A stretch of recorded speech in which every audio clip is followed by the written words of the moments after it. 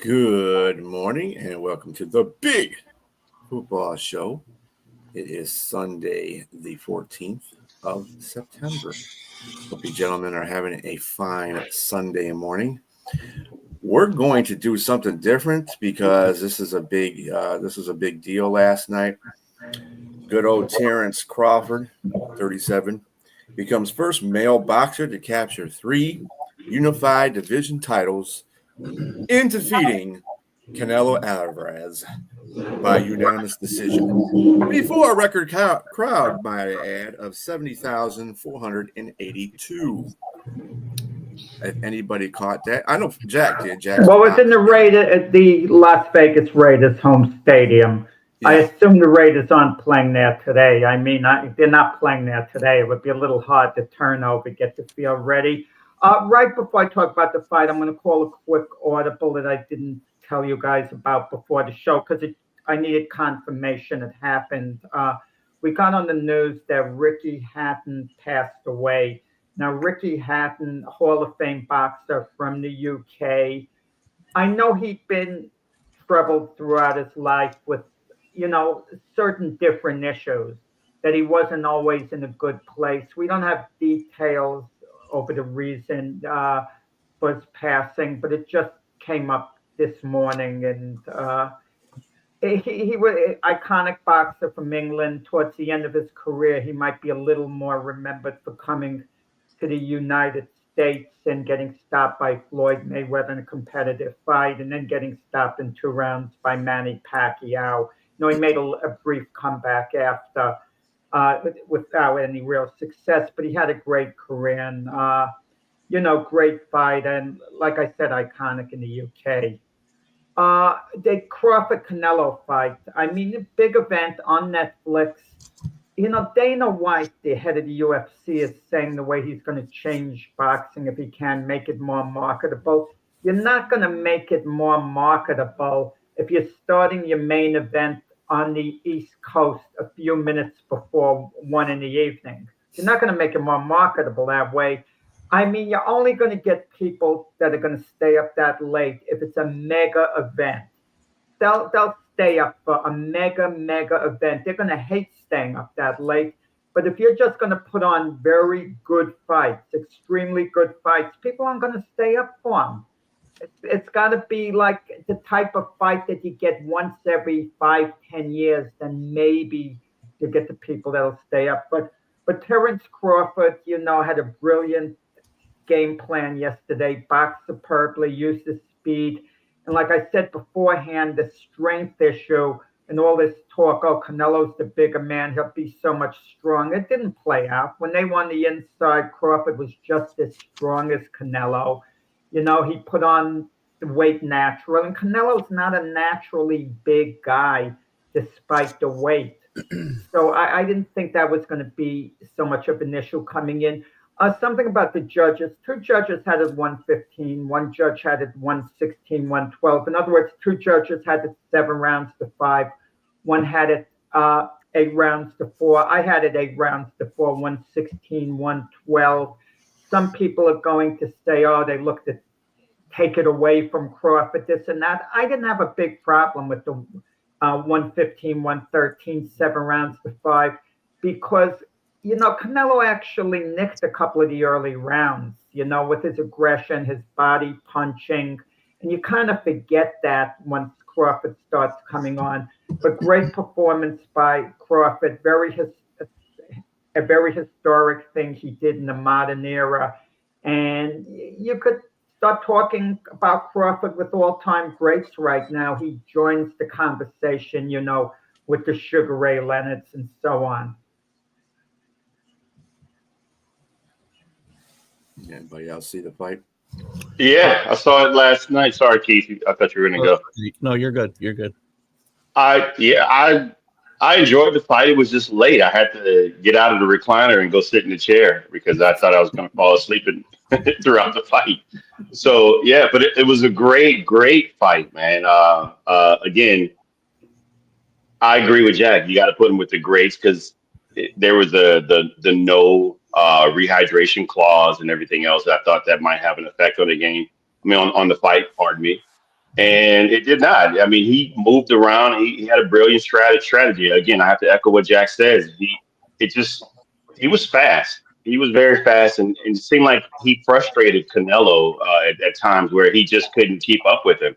Canelo led some power shots, but he couldn't get a lot as he wanted. It just seemed like the footwork and the movement and everything. He just strategized and kept him at bay and landed combos here and there. And they were some really good shots as well. And like you said, Jack, he stood toe to toe with him, and the power was there for both sides. I think he withstood some of his power. And at the end, he said he's been hit harder by other people. But I don't know if that's the case or not true. But again, it was a pretty good fight. Crawford being Crawford. Yeah, I enjoy the sentiments that you're saying, Jack, about the late fight, because I'm an older gentleman. I am not staying up. I barely stayed up to watch the rest of that fight. I was like James. I had to get myself into a position where I was uncomfortable sitting up so I could stay up and watch the rest of it. But yeah, I guess that's for more of the young people that want to stay up till 2:00 on a Saturday. It caters for the young fans, boxing. That doesn't cater for people like myself anymore, the purists, the old timers, which is okay. I mean, I've moved on with the times. Don't misunderstand me. It's just what it is. To be fully transparent, I could, after listening to all this, I could pretend I watched the fight and make some comments. But I was waiting for Jack. I was waiting for Jack's review because, as far as I know, I fell asleep and I won the fight last night. So, so I was hoping Jack would give a good recap. Keith wanted to see it on replay. He was hoping we wouldn't mention it so he could watch it as if it was live. I was wiped out after a 7-hour Miami Hurricane football game yesterday, for crying out loud. Speaking of which, that goes into the segue of college football Saturday. James, let me tell you something, brother. I am definitely going to be listening to you. My ears are going to be perked up when you start saying, well, I think this team's going to beat this team. Because, dude, you were right about just about everything we were talking about. That Tennessee-Georgia game was squeaky. And I'm like, let's give Keith some segue. I mean, I know he's the college sport guru. Yeah, but let's let Keith go. Oh, no, you can certainly go. That game was typical. That was typical Georgia, typical Tennessee. Georgia hangs around, finds a way to win games, and Tennessee can't close anybody out that's any good. They never close anybody out. That game, and I thought Josh Heupel did a horrible job at the end of regulation. I don't know what he's doing, run another play. I mean, maybe the 5 yards doesn't matter. But it just, again, now you've got a negative mindset, going into your field goal attempt. I feel bad for the kid because he didn't just miss it. He missed it by like the whole state of Tennessee. That was as bad a kick as I've seen in a while. And I feel bad for him. And Tennessee's got to win that football game. They get out. They've got their foot on Georgia's throat, and they can't put them away early. They let them hang around, and they win. Again. There's no reason for Tennessee to lose that football game. I think and again, Rick, I'm sorry, Georgia wins, so they're the better team. I think Tennessee's got more talent than Georgia right now. I really do, but they cannot finish out games. Whether it's coaching, that comes down to coaching to me. But and I've always been a fan of Heupel, but not a good showing at the end of that game. I don't like the word choke. I really don't. I hate it. Keith, can I ask what happened, Keith? They don't finish. Yes, Jack. We're 3 weeks into the college football season, Keith. Which team would be the biggest, which school would be the biggest disappointment so far? Would it be Clemson? Would it be Notre Dame or someone else? Those are 2 good choices early. Notre Dame could come back, run the table, and make the playoffs. So their season's not over. Clemson, same way, they can win the ACC and get in. K-State, Kansas State, to me, is the biggest disappointment. Not a huge, juicy name, but this team's they barely beat a FCS team here a couple of weeks ago, and they get beat by Army at home last week, and they get beat yesterday Thursday night by a bad Arizona team. K-State's probably the most disappointing team for me right now. Those other teams, yes. When you want to talk about more glamour programs, Clemson, I think I don't see how Clemson's winning the ACC, quite frankly, no matter what I just said. They're not beating Miami. They don't play Miami during the regular season. I think they got Florida State. I don't see them beating anybody any good in this conference right now, unless things improve a whole lot. That offense is not nearly as good as we thought it was. The defense is better, which they needed, but now the offense has gone to sleep. And that's not a good showing yesterday. Although Georgia Tech's a very underrated team. Brent Key's a really good coach. He's not going to be there much longer. So enjoy him, Georgia Tech fans, because he's going to get a bigger job soon. But I think they'd be my two big choices right now, Jack, couple weeks in. Yeah, James, he said Georgia Tech will probably upset Clemson. He did say that. Mm. And that's number 12 Clemson for right now. They beat them 24-21. And the number 15 Tennessee Volunteers, as we were mentioned before, lost to Georgia Bulldogs 44-41 in OT. The Vols did jump on the Bulldogs early. It was 21-7 in the first quarter, but then 20 straight Georgia Bulldog points kind of made that a game. So I gotta echo what Keith said though. You just can't. You got to close out a game. You can't put the game into a kicker's hand that you're not sure if he's going to make it win or not. You got to win the game, and then they just let up. And Georgia, Kirby being smart, literally. And he figured it out on how to just come back and win. I mean, they got dogs. Literally, they have dogs there. Man, where's all this pun coming from? They really have guys that are. They have guys that can play, but Tennessee was the better team. That's why I picked them. They just been dominant, but they're figuring out ways to lose games. I mean, that's big games like this. And they did it, like you said, Keith, at the end. This shouldn't make any sense at all. No. I really was disappointed with them because that's their way to get to the SEC championship. I mean, unless Georgia loses another game, it's over. That's it. Well, they could make the playoff, but right. It's not a bad loss. It's not a horrible loss. They didn't get blown out at home, but the optics are not good, and that's where coaching matters. People don't think coaches matter. I guarantee you they do. Kirby Smart's team's not getting a 5-yard penalty before they are kicking the winning field goal. Guaranteed. So we had two routes yesterday. Miami, number 5, as Keith was mentioning earlier. Route number 18, South Florida. And let me tell you, this is why I'm bad at college. Because I had South Florida setting Miami. Oops. Listen, they got blew out 49-12. I can imagine. I can see why you'd take that pick. I mean, they look good against Florida. Florida helped them win the game at the end last week with the bad penalty. Unsportsmanlike penalty, but still South Florida, Miami's really, really good. Carson Beck is healthy.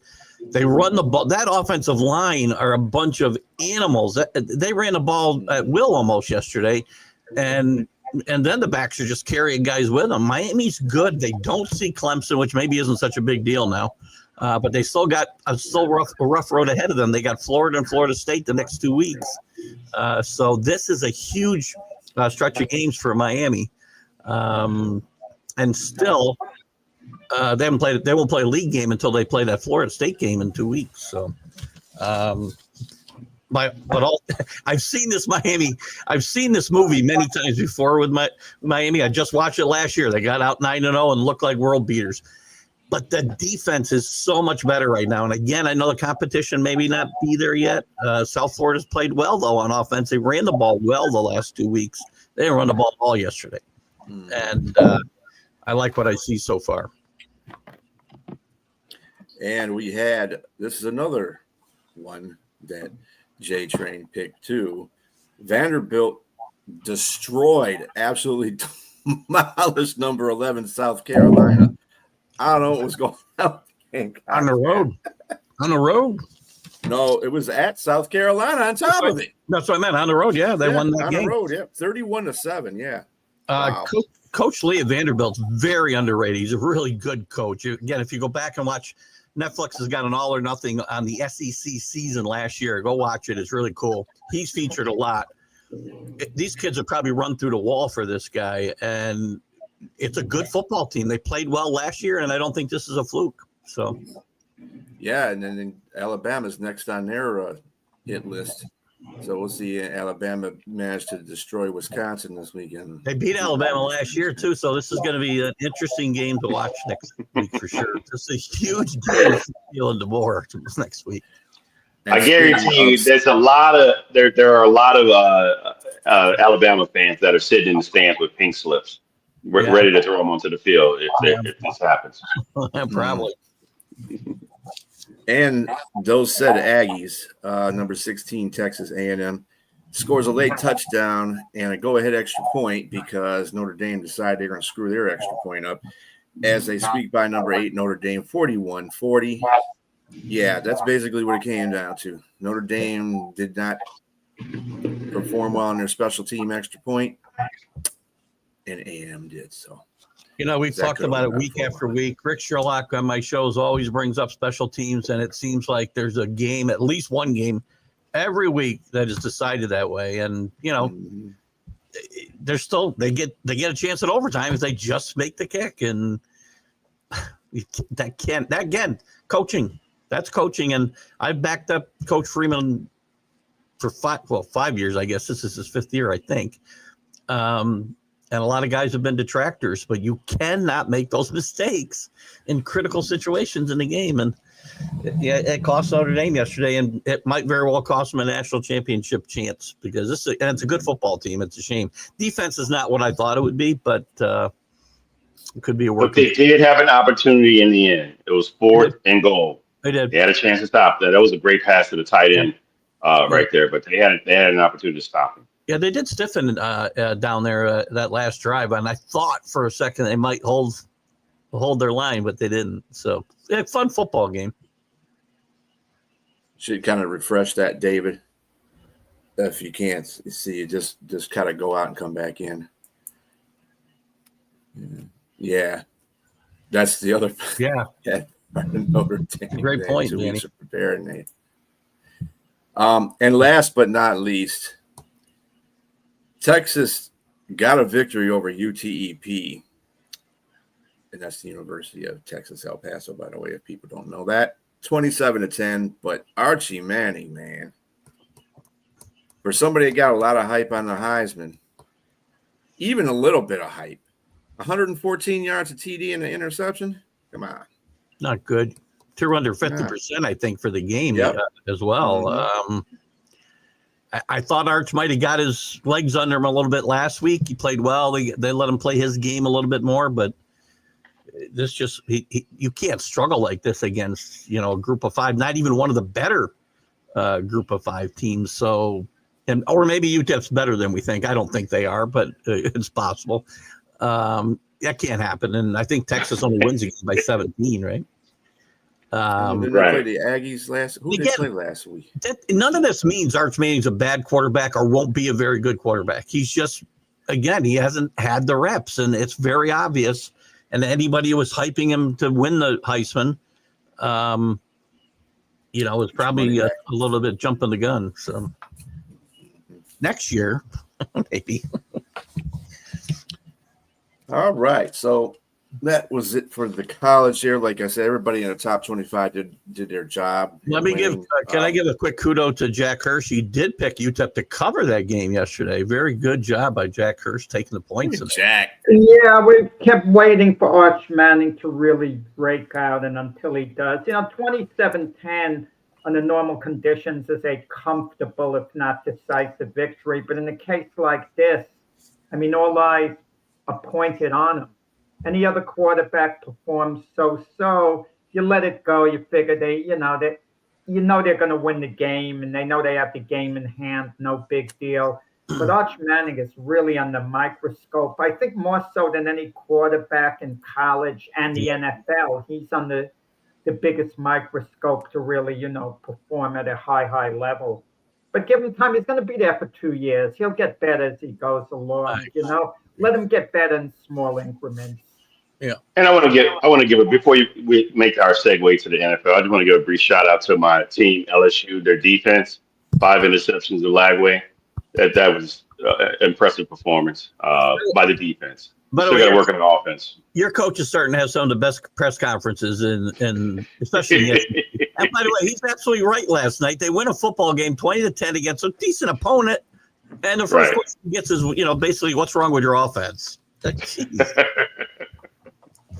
Right. I guess to be a coach on any football team. I'm starting to like Brian Kelly more. I'm not a big Kelly fan, but I've liked him with after the Dabo comments, missing the second half and all that stuff.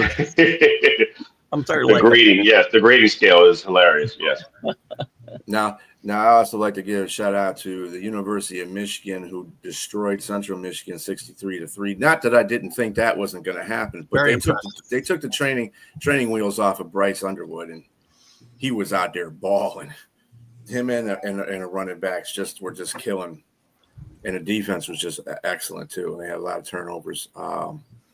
So based on that, now we are going to go. Now we're doing this NFL thing. I'm going to give you the records because we only do 14 games or all Sundays games. So this is what we have so far.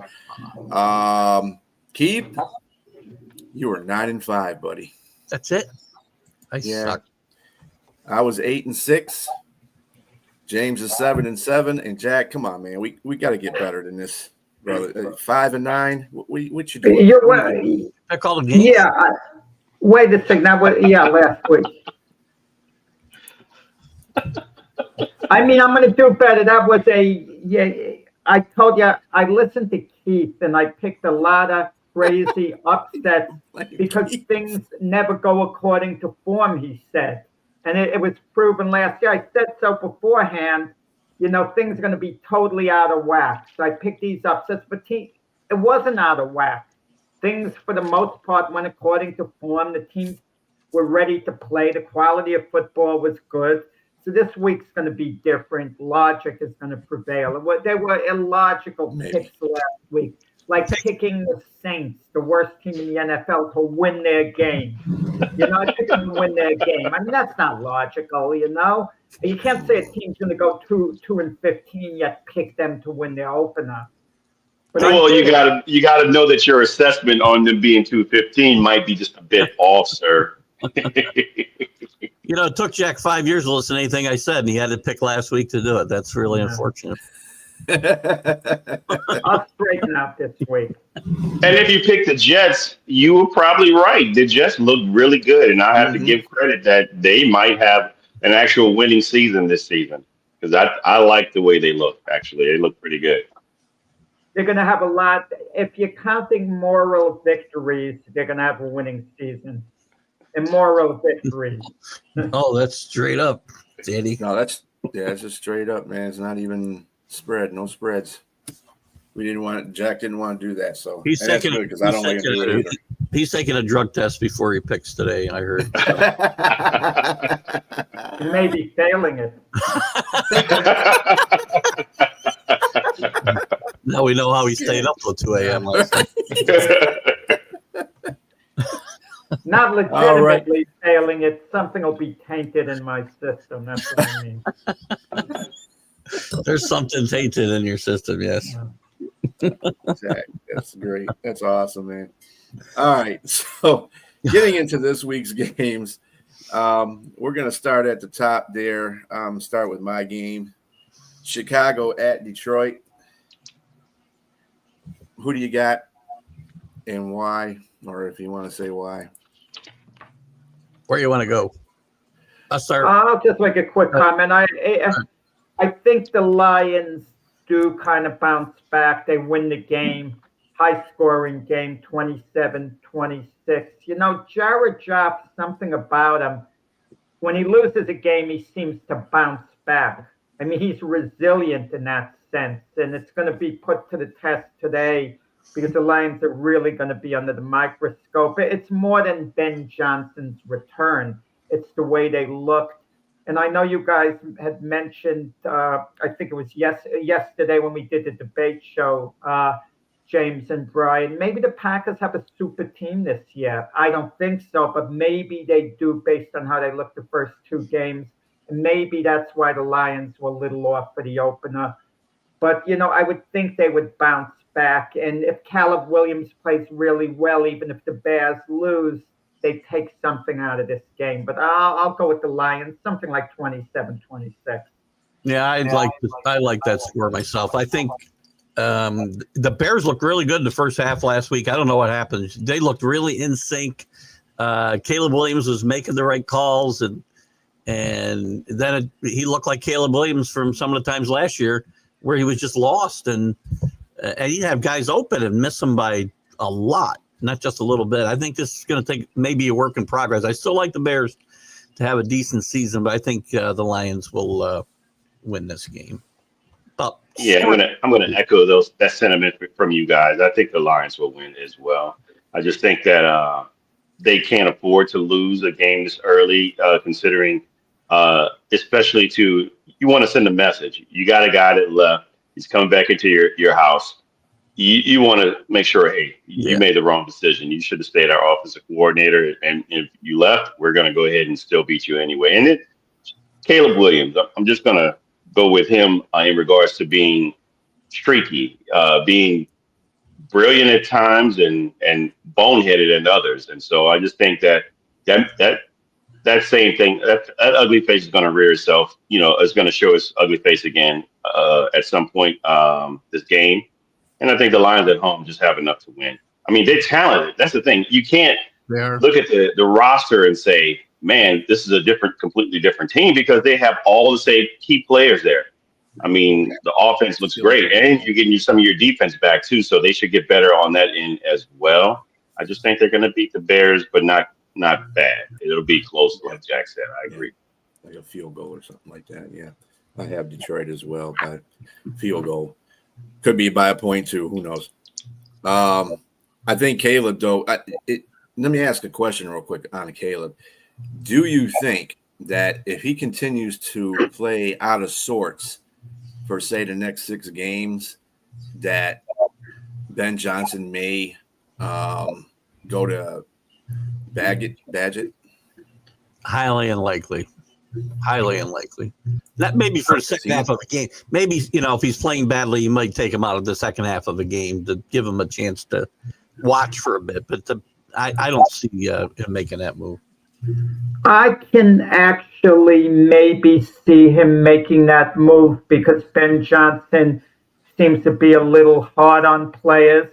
But I think it would be a mistake, because what I like about Caleb Williams, he's fearless for a young quarterback. He's absolutely fearless.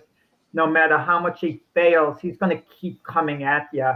That's why I think eventually he's going to enjoy success in the league.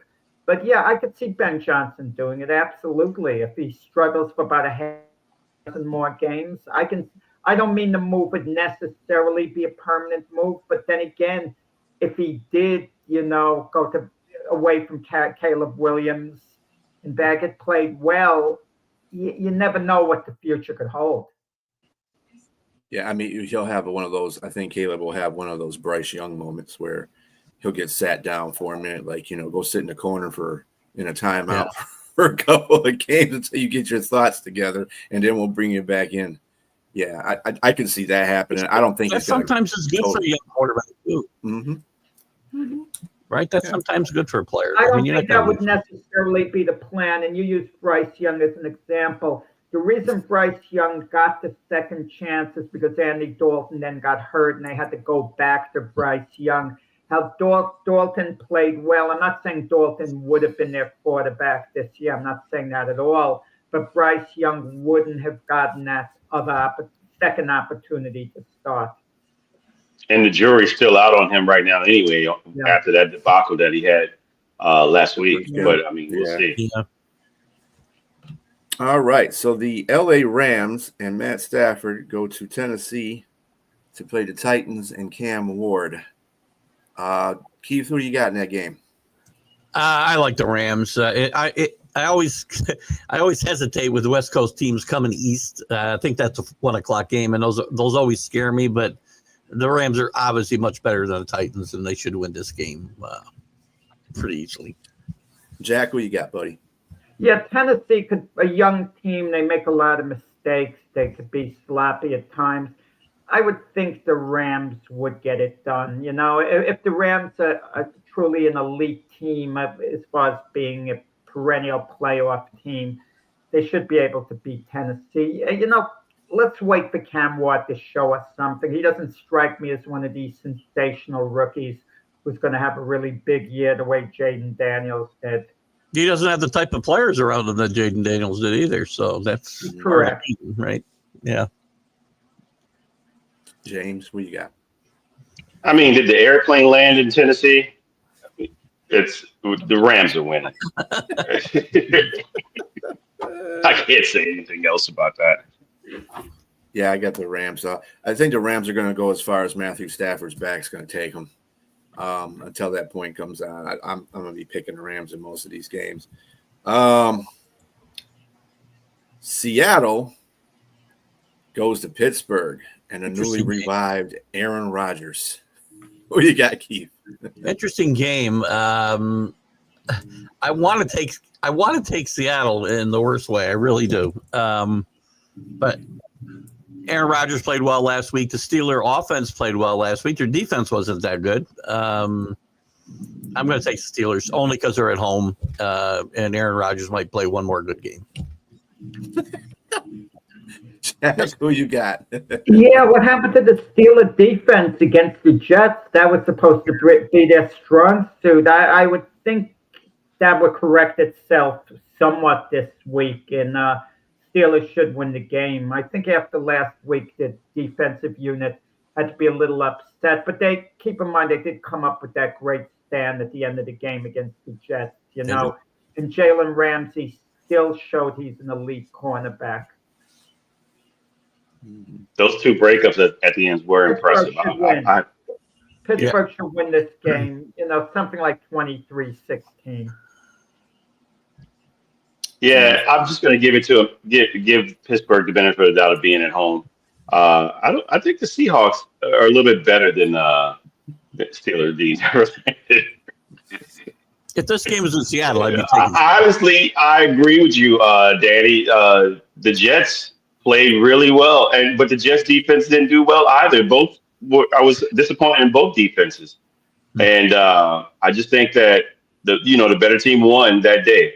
Unfortunately, but I don't think the Seahawks may, if they can hold them, if their defense is actually a lot better, I think. But at the same time, the 49ers were without a lot of offensive players too, so it's hard to really gauge that.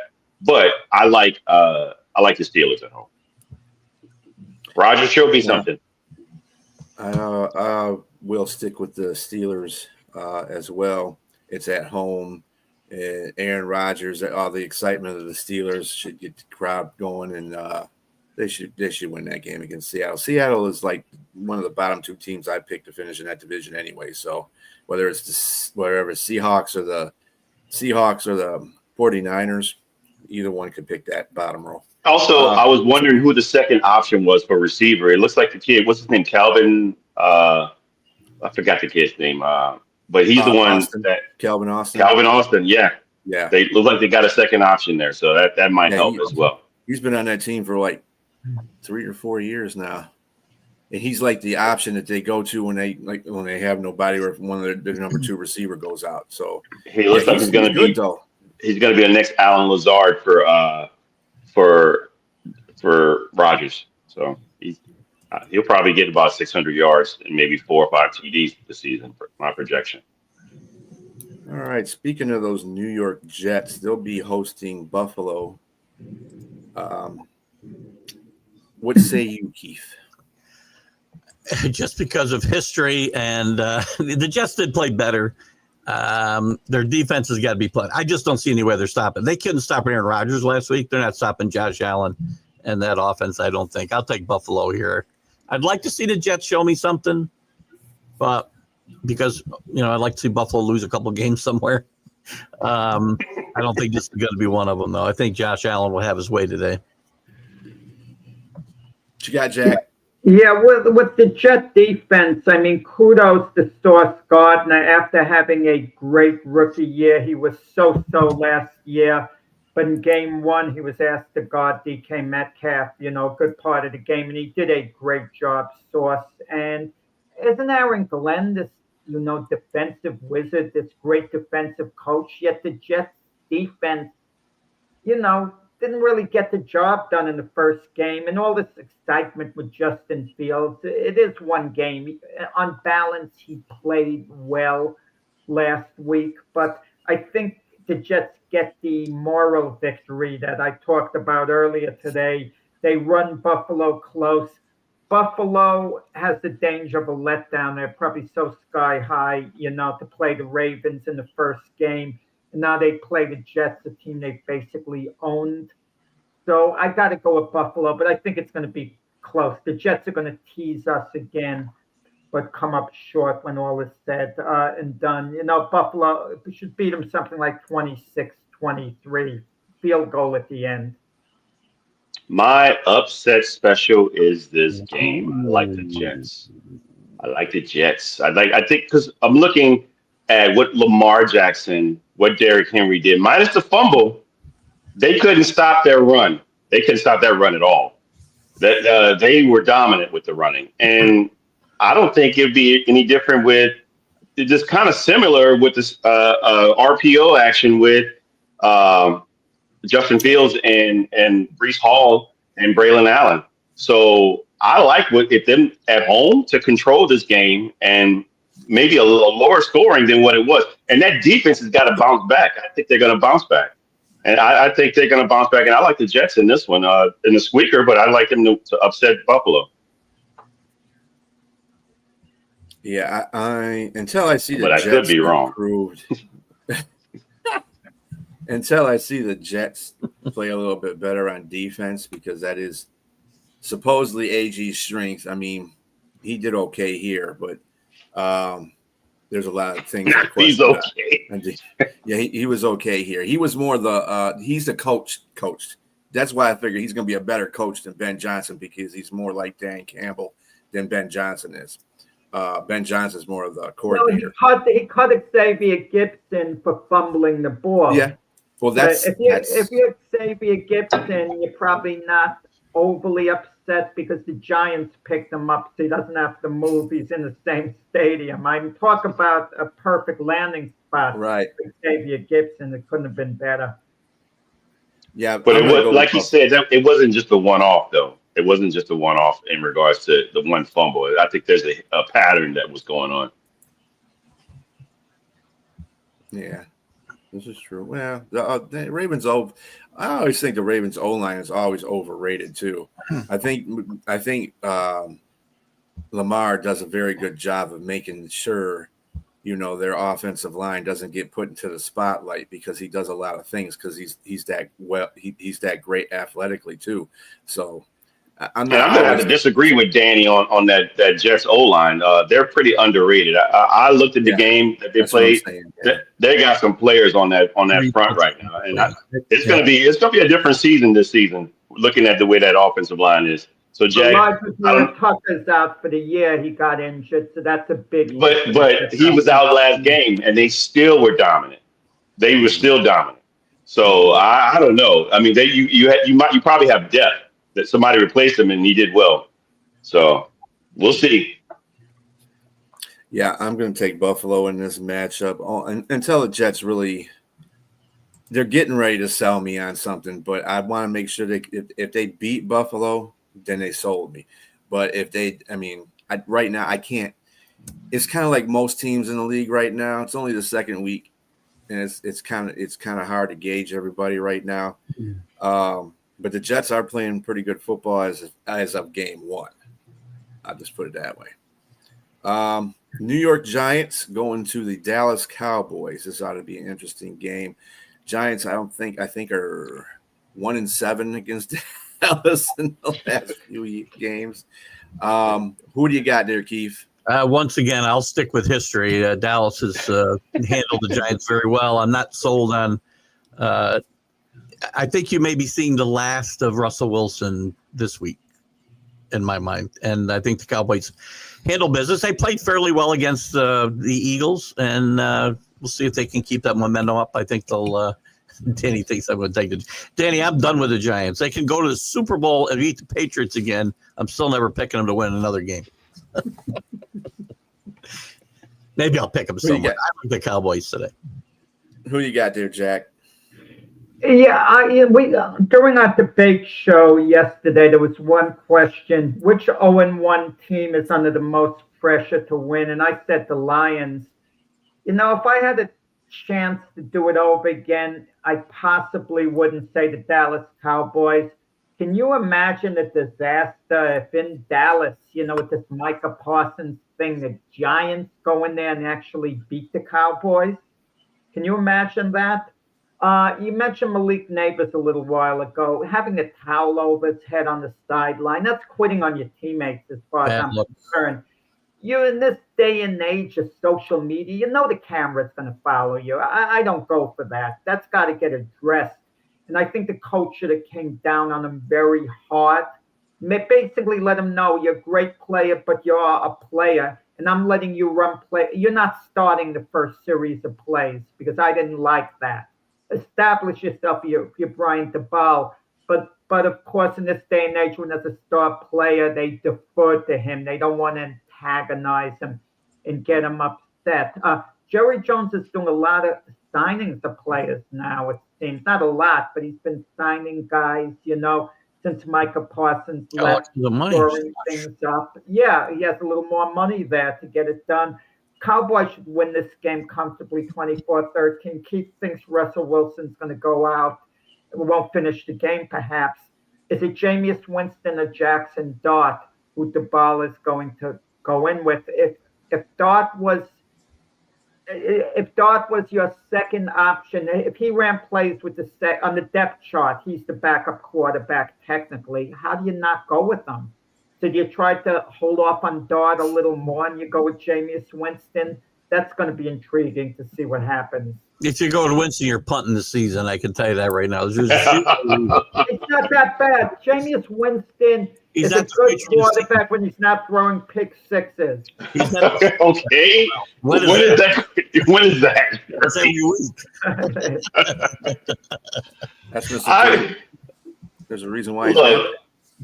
I like what Jack said in regards to normally I think he goes overboard in some of his takes on how people should be punished and his capital punishment. But I sort of agree with him in regards to the Malik Neighbors situation. That's just childish, and maybe he should bench him because we can go all the way back. We can go back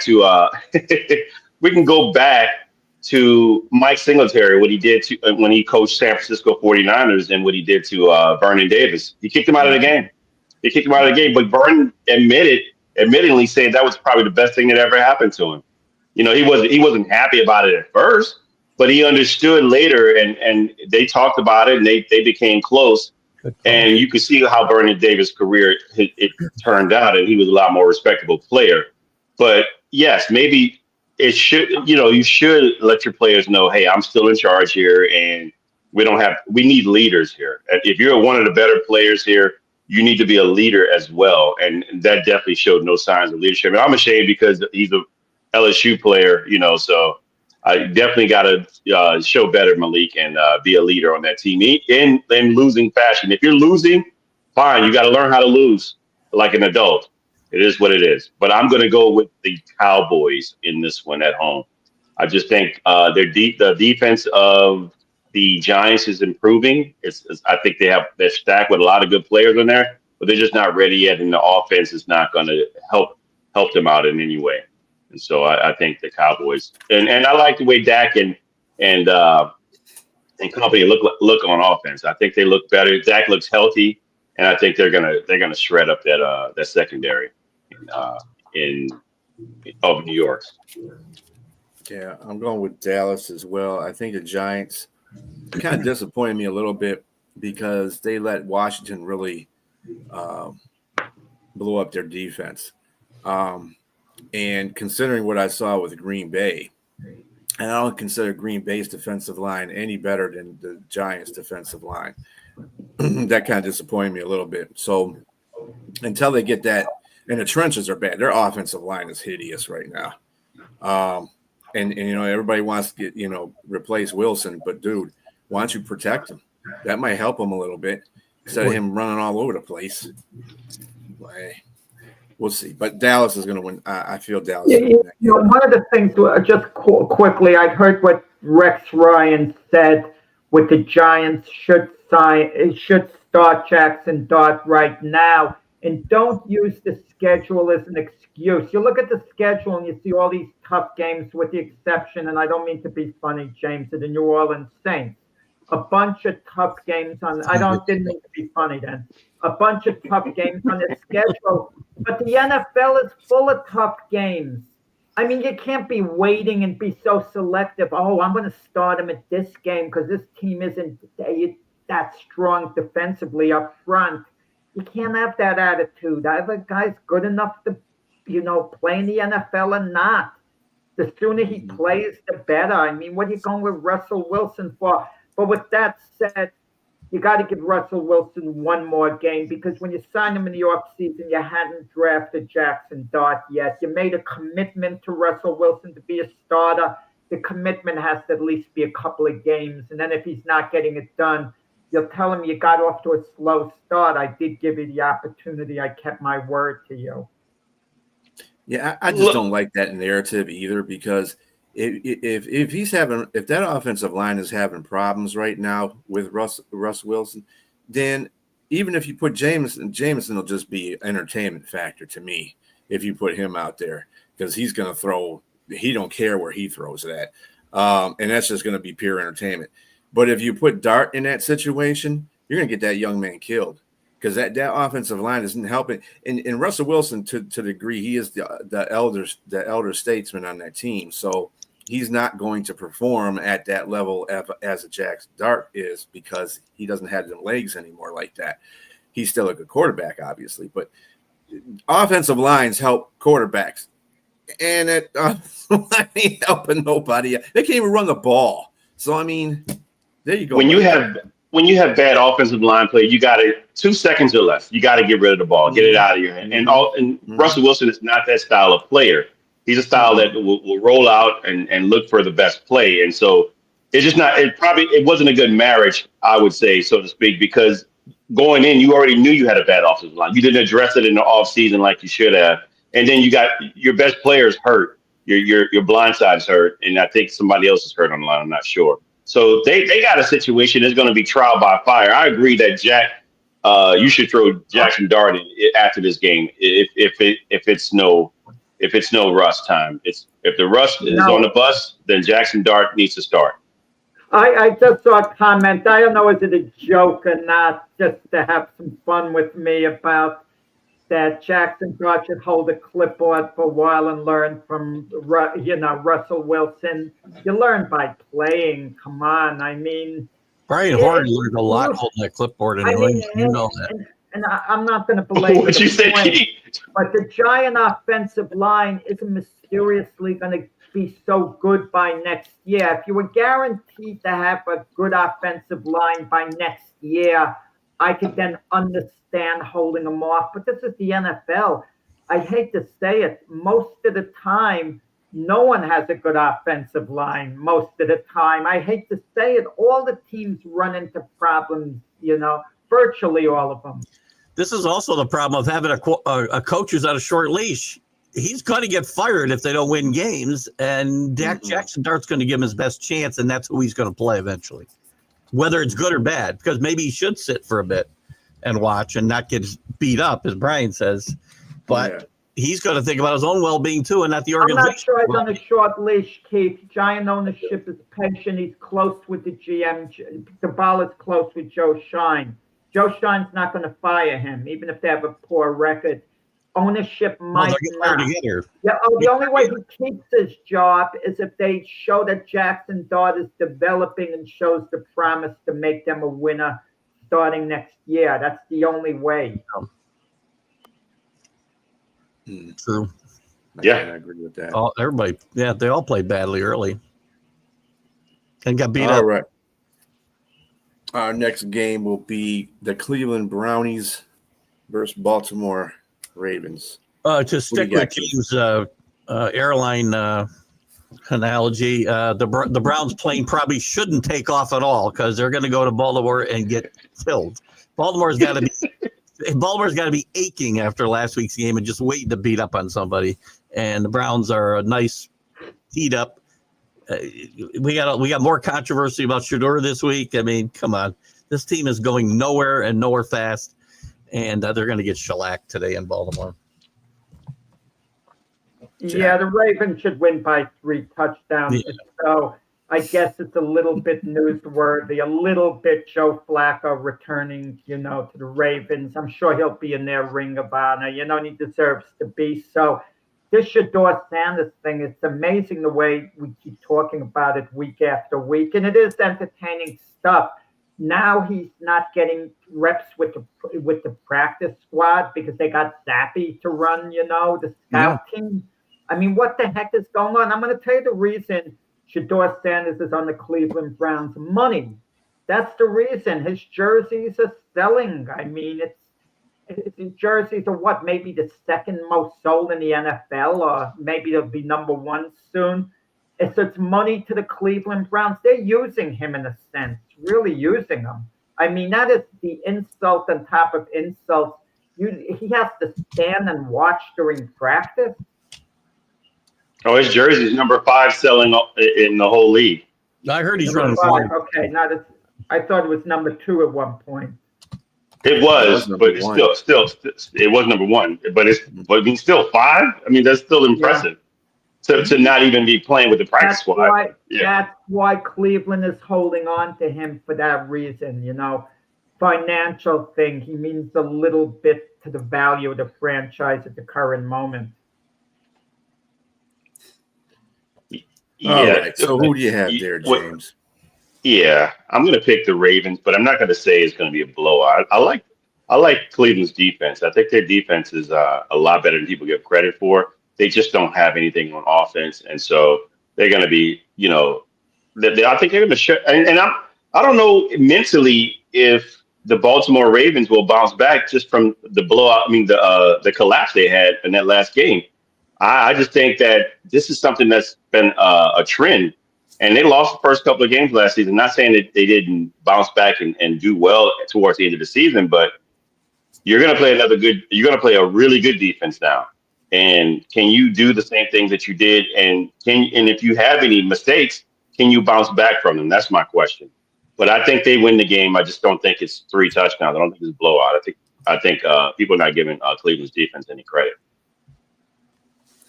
Yeah, I'm gonna also go with Baltimore. One, because it's in Baltimore, and I'm with you, James. I don't think it's going to be a blowout by any means. That's what we thought Cincinnati was going to do to him last week. Guess what? Nope.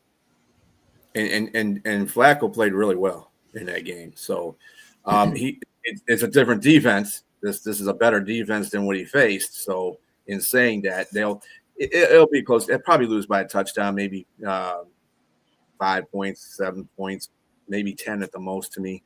But it's going to be a close game pretty much throughout the whole day. And San Francisco 49ers are going to the New Orleans. Actually, they're limping to New Orleans. Who do you got, Keith? This is going to be my upset special again. The team traveling to west to east, although I guess they were in the central in New Orleans, right? So it's not quite as bad. They are banged up. Saints got to win a game somewhere. This might as well be where it is. I'll take the Saints today. What you got, Jack? Yeah, this kind of reminds me of one of the Rocky Balboa movies. This simple defeat of your little, champ. If the Saints can't beat this beat up 49er team, it's going to even James is going to throw in the towel, I think, on the season. If they're ever going to win a game, this is it. I mean, the 49ers seem decimated, but I think the 49ers find a way to win the game, something like a 16-15 game, because they know in the big picture they got to step up. They can't afford a loss. So I think that it's not going to be the most entertaining of games, but I'll go with the Niners to eke out, a victory. So you're telling me Elbow Macaroni Jones is going to come in there and just beat the Saints. They're going to find a way to beat the Saints. Elbow Macaroni Jones. Well, Matt Jones was reportedly the 49ers were going to draft him ahead of Trey Lance, go number 3. They had faith in him, and they just kind of switched at the end. And he did have a good year at New England. I know he's been awful at times after that, absolutely awful. But, maybe he's Jacksonville, let's not forget his stop there. Thank you, Danny. Yes, I mean the bags are already on. They're passing out as they walk in. Just in case they're already there. But with that said, I just think that the Saints are not, as Jack wants to put them, at the bottom of the sludge in the what is that on your house that would you have on the I can't think right now. Butters. The gutters, yes, pretty much have us at this. We're lower than sludge in gutters, is what he's saying. But with that said, I like Spencer Rattler. I think he played a close game against. He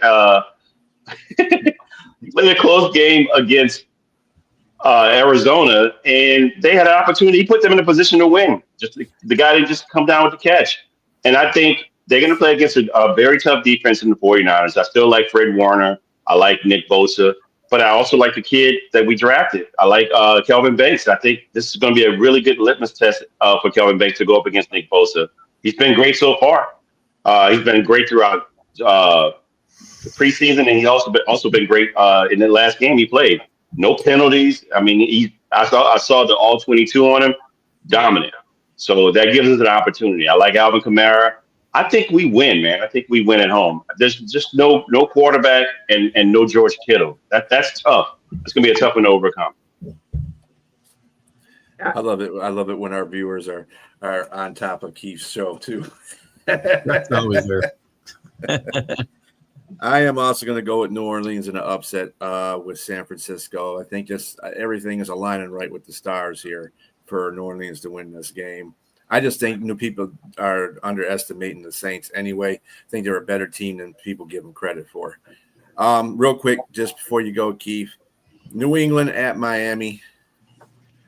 Well, Patriots haven't had a lot of success in Miami the last several. Even Tom Brady, at the end of Tom Brady's career, they didn't have a lot of success down there. But this Miami team is a mess. They got beat by.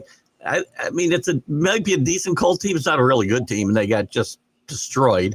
And when your head coach comes out in his press conference on Monday and says it's a really good day because we're one day closer to death, I've got a feeling he feels pressure breathing down his neck.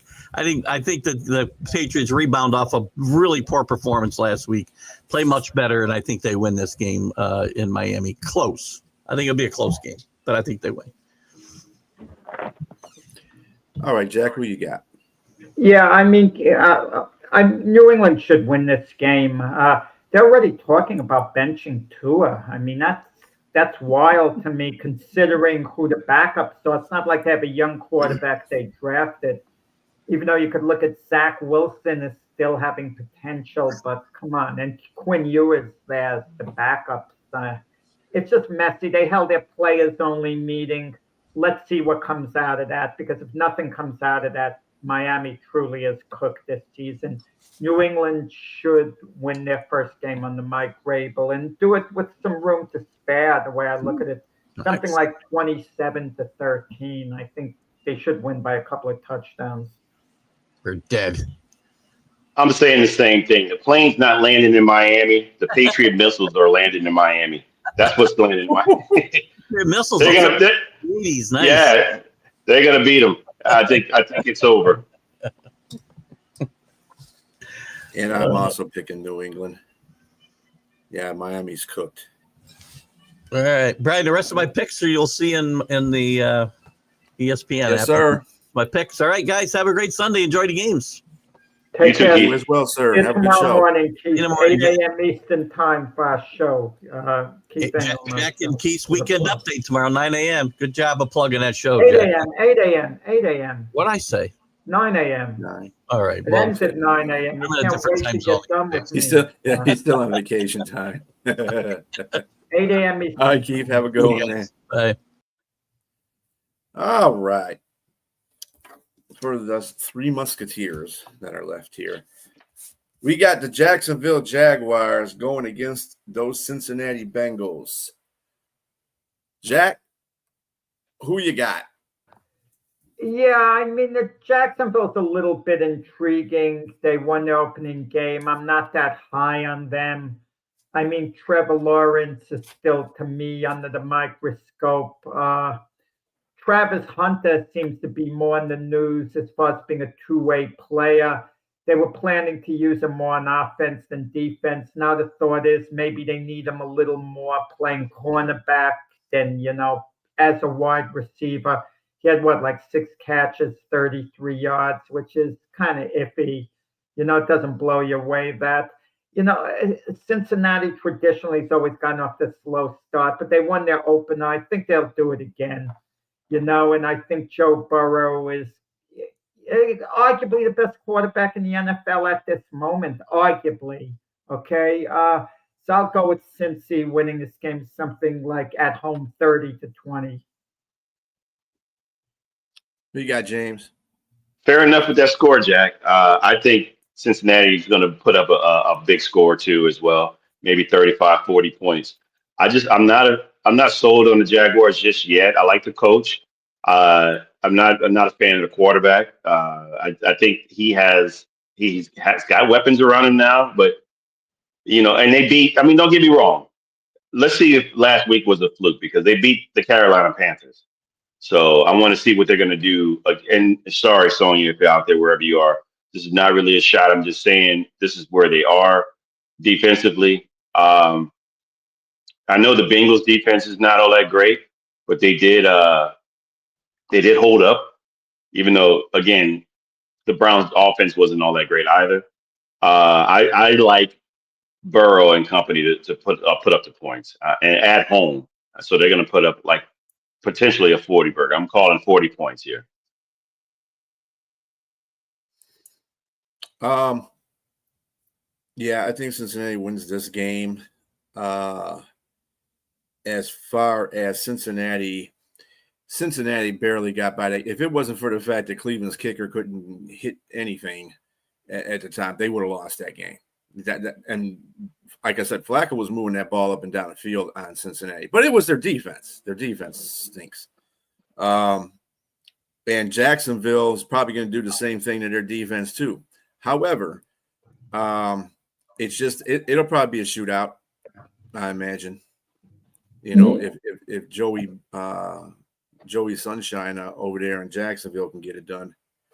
They're not going to keep Jamar Chase quiet for 2 games in a row. He's going to have a big day today.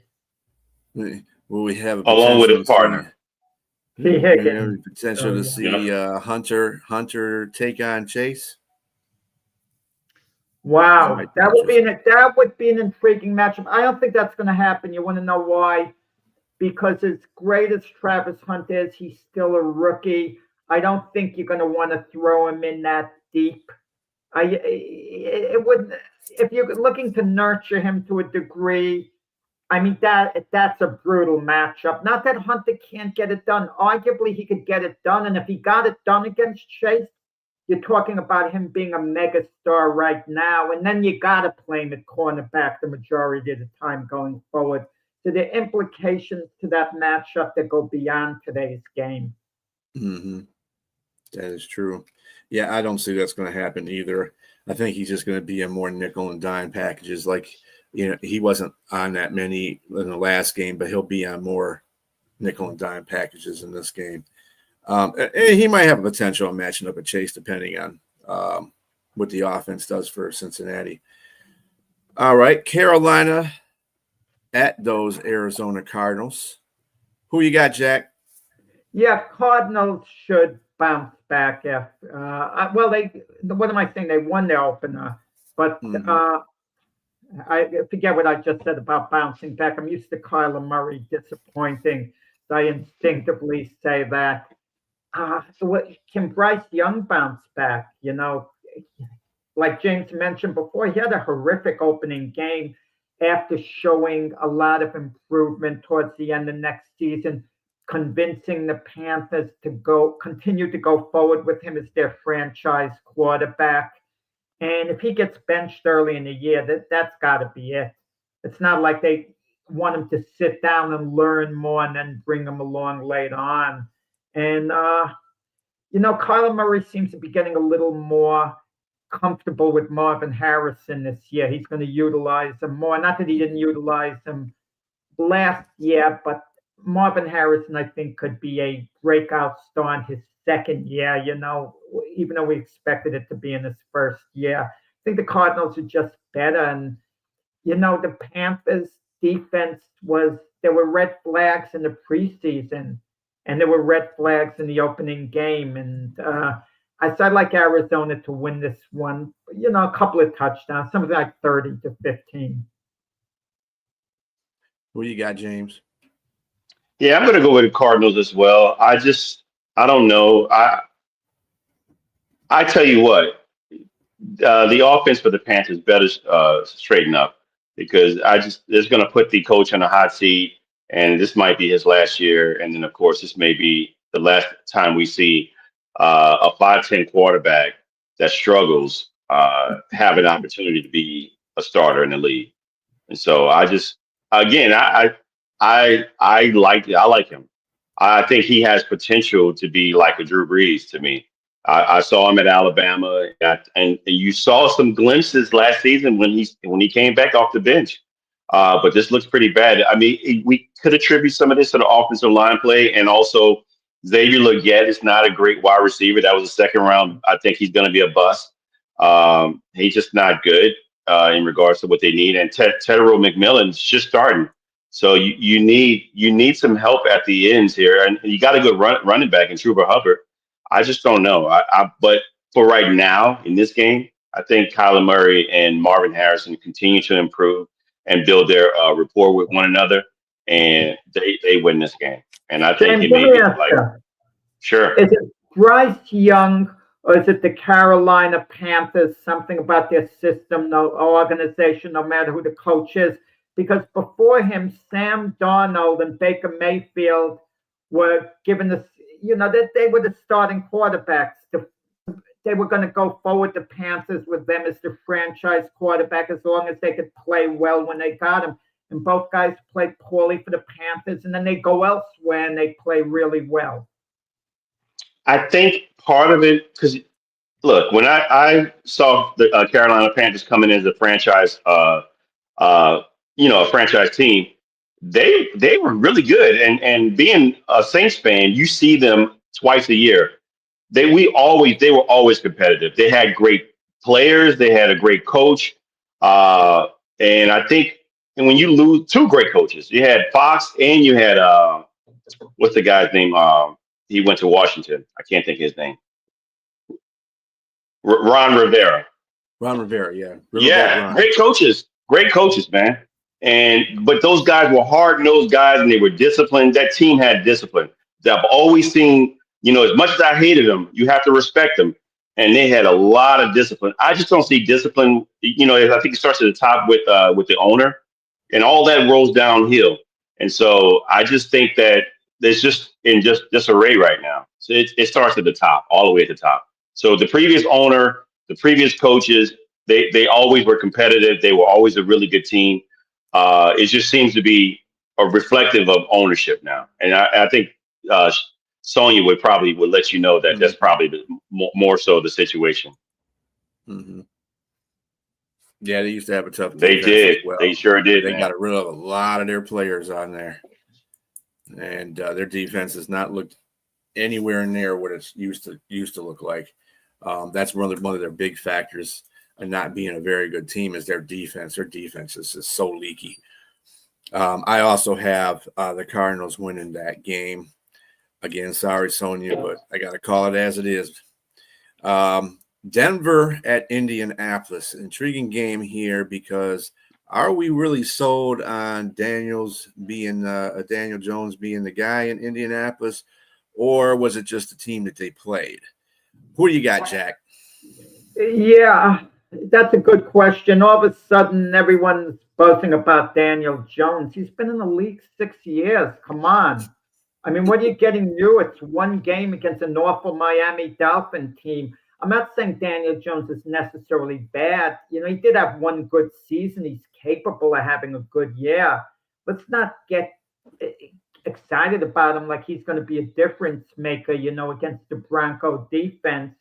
But it is a real test. Heavily underrated Indianapolis as a whole, because Indianapolis is usually competitive. They're usually contending for the division title there. So, and Bo Nix was so in his opening game. And of course, we talk about second-year quarterbacks. What happened with C.J. Stroud?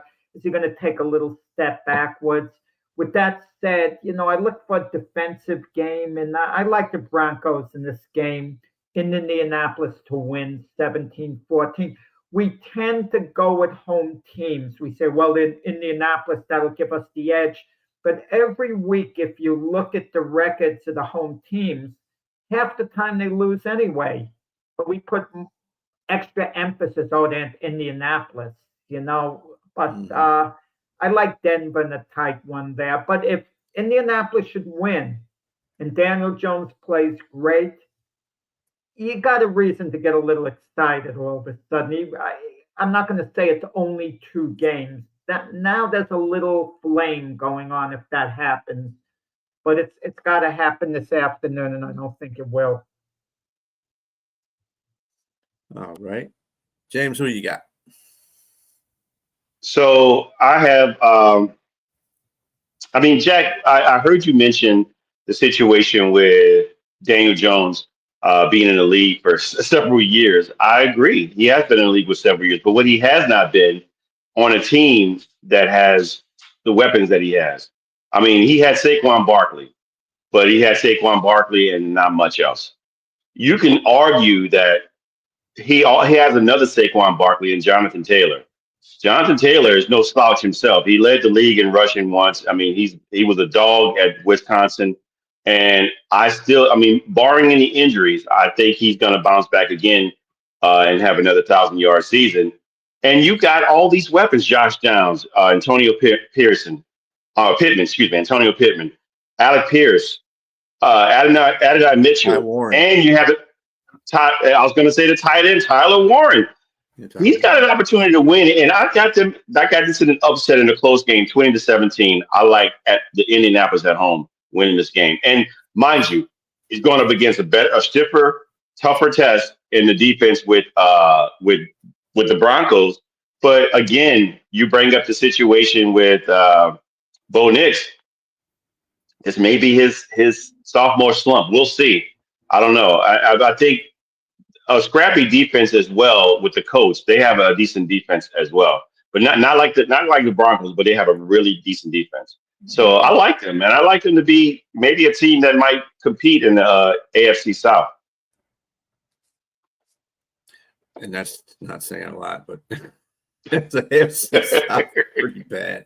I'm going to take Denver because until I see a consistent, and believe me, I liked everything Daniel Jones has. I've been a big proprietor of him going to a different spot and doing better, and that's what he did the first game. However, that was against a Miami defense that was like non-existent and making too many bad decisions. Denver's defense is a little bit better, and I'm not saying that I'm not being sarcastic. They're a lot better. They're a lot better than Miami is. So we'll see what happens on that end. And James, you're right. Their defense is pretty good. People forget about their defense. You might have those weapons on the offense, but that defense plays pretty well too. But I still got Denver. Probably a real tight game. It'll be like a field goal game, and it probably would go either way. Could go Indianapolis way too, but I got Denver in this one. Well, let's hope that Daniel Jones doesn't trip on the shoestrings. So. Yeah, let's not get tripped. Let's not the 5-yard line trip you this time, Daniel Jones, if you're running. All right, Super Bowl rematch of last year, but it's in Kansas City, and it's the Philadelphia Eagles going to Kansas City. Who you got, Jack? It's going to come down, I think, to the last possession. I'm going to go with the Eagles, but Jalen Hurts is going to have to play a little differently. He's going to have to utilize his wide receivers to beat the Chiefs. Brown and Smith and Devontae Smith, they can't have quiet games. I mean, you can't just run the ball with Saquon Barkley, who was so in the opener against Dallas. And, when we think of the Chiefs, you think of Patrick Mahomes, but they have a pretty good defensive unit. It didn't quite show up fully against the Chargers, in the opening game loss, a game that was there for them to win. I think the Eagles will be the last team standing at the end. They'll leave Kansas City. They'll win, field goal at the end. One of these classic Chief games that they usually are going to win at home. I think they come up a little short in this one. And unlike last year, where they won all these close games and they were over the first 16 games, they were 15-1. We might get a reversal, guys, a crazy reversal. After 16 games, they might be only, 8-8, 9-7, losing every single game in a tight game. It sometimes works the other way. Okay. And what you got there, James? Yeah, I think not having your receivers like Rasheed Rice and Xavier Worthy is going to really hurt them in this regard. They have some decent replacements, but they're just that. There's some replacement players. Let's hope it's not like the movie that we saw in the '90s, replacement players. But I just think that the Eagles are still really good. Both teams are really good on defense, but I like Jalen Hurts. I think they give AJ Brown the ball. But let's just say if he doesn't get the ball, is that going to be an issue going forward? Again, is he going to start sitting on the sideline reading books again? Working on his thesis for his or dissertation for his PhD. You don't know. I mean, it could be a lot of things going on. But I like the Eagles to go into Kansas City and win a close one. It'll be close still, I think, because the offense of the Eagles is not really meant to score like 30, 40 points, but they still can go in and win a game. And I think they're going to just run the ball a lot more with between RPO with Jalen Hurts or Saquon Barkley. Yeah, I also picked the Eagles to win this game as well. In a close one, I don't think it's going to be a blowout like it was in the Super Bowl.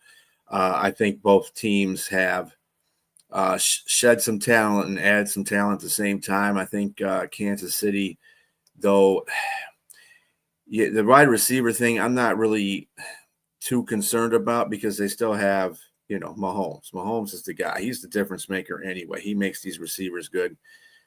That's one good quality about having a Patrick Mahomes on your team.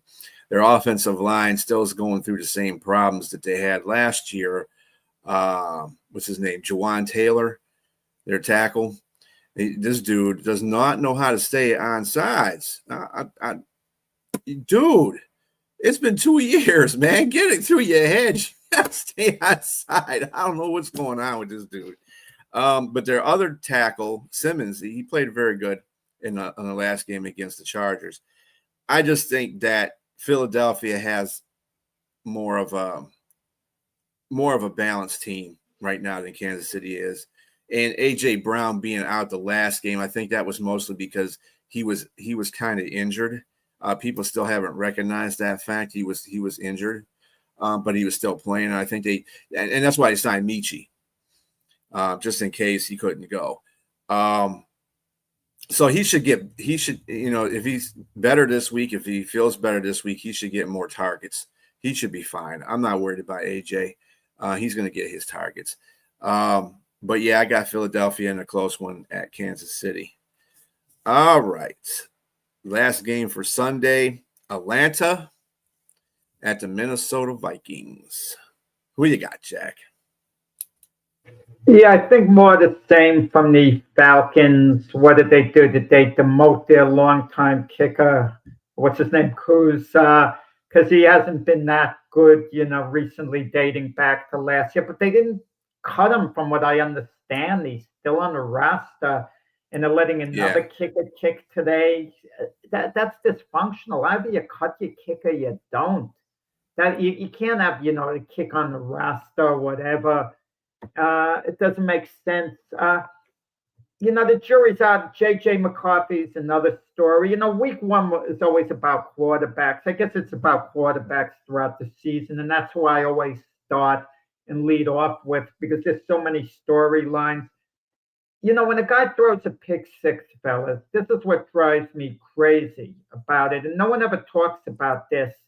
He puts the team in a terrible hole, and the math is simple. You throw a pick six, and it's all on the quarterback. You're giving the other team 7 points. So now you're -7. So now what happens if the next time you get a touchdown, you drive your team down the field, and you're great? All you've done is have 2 possessions where you're at 0, where your team hasn't benefited by your play. And then if you score a touchdown on your 3rd possession, fine. Your team is +7 after 3 possessions, which might not be bad. It might be so-so. So J.J. McCarthy had a mediocre 3 quarters, but he came on big at the end, and they're using his legs, Kevin O'Connell, quarterback coach. Falcons seemed dysfunctional. I saw the end of their game against Tampa Bay. It was there for them to win the game. Michael Penix kept overthrowing receivers. It was a physical thing at the end of the game, not because he was under pressure the way I saw it. And, Raheem Morris, is he the right guy for the job? Ironically, he's coaching against his old team that he was the head coach for Tampa Bay.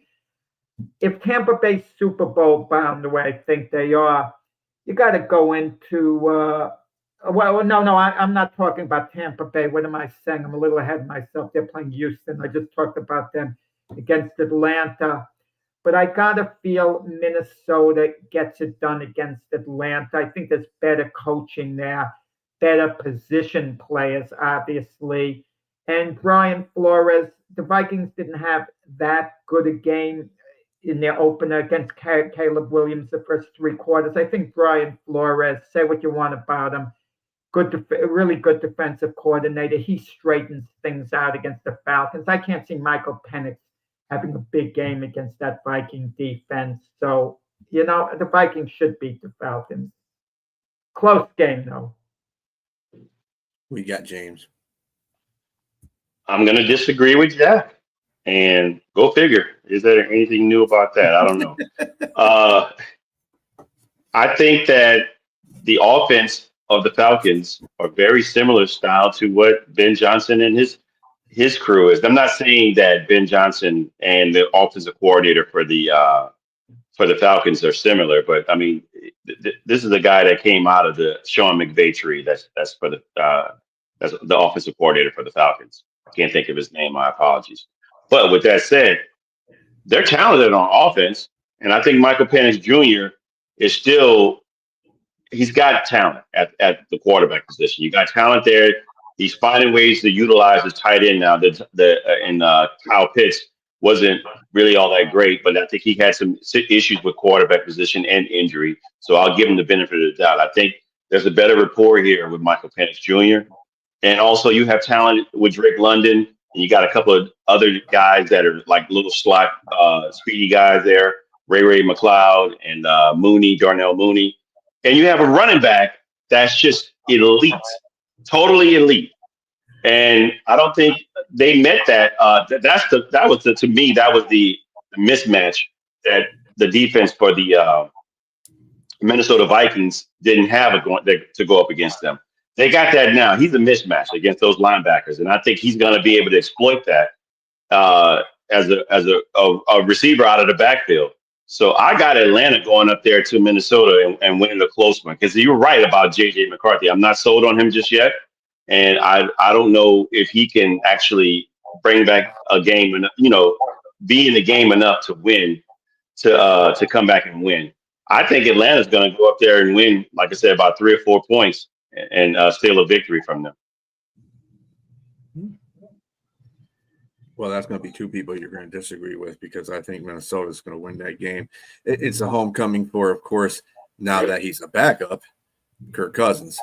Again, it's like everything's a homecoming for him nowadays because he's been on teams. But anyway, but I just think the Vikings, you got to look at something in that game. I'm going to show you the offense and defense. J.J. McCarthy threw that pick six, like Jack said, but he came back from that, and he rose above that. That's how you tell what kind of quarterbacks are going to be decent. If they can forget that pick six and go out there and continue to play well and continue to play and get that win. I also think that Minnesota's defense, they're really the whole team all around is a lot better than it was last year. And that's saying a lot. And they went 14-3. Think about that. But their defense just tagged. They just went off on the Chicago, offense. When Flores just dialed it up, when he had to dial it up, they couldn't stop that defense. I mean, sure, Caleb was having accuracy problems. He probably left a few open out there, but at the same time, there was a reason why he was having those accuracy problems, because that defense was in his face. So I think that they're going to do the same thing. And remember, we still have that outlet, that left tackle, the right tackle that's out. I don't know. I didn't really see too much from the one that took his place. He didn't do too bad last game, but different defense. So I do have Minnesota winning that one, and that it'll probably be a close game. Like some of these games are going to be close in the beginning of the year. So either the defenses aren't going to play well and they're going to be high-scoring close games, or the defenses are going to play well. It's going to be low-scoring games. So I do see Minnesota and Atlanta having a pretty much of a mediocre type of offense of day, and just Minnesota winning it in the field goal. You mentioned the kicker too, Jack. That's hilarious. They put him in a timeout too. Yeah, dude, you sit down for a couple games, dude, because you. Wait, I didn't hear. What did you say? I said the kicker for Atlanta. Oh yeah. He Young Wei got put in the timeout like Bryce Young did. Yeah, and it doesn't make sense. Either he's your kicker, or you cut him, or you move on from him. They're keeping him around in case their substitute kicker's not working out. I mean, and it's a roster spot, but let's see whether they know what they're doing. We're criticizing the coach, Raheem Morris, in a way here. One thing we tend never to do, we talk about quarterbacks having a sophomore slump. What about all these coaches that are new to their team and in their second season as far as taking a step back? Even third season, they come in really, good their first year. Not that Raheem Morris is good this first year. He wasn't. But, a number of these coaches, like Eric Mangini with the Jets, he was called Mangenius. And, because he comes in, has a great first year.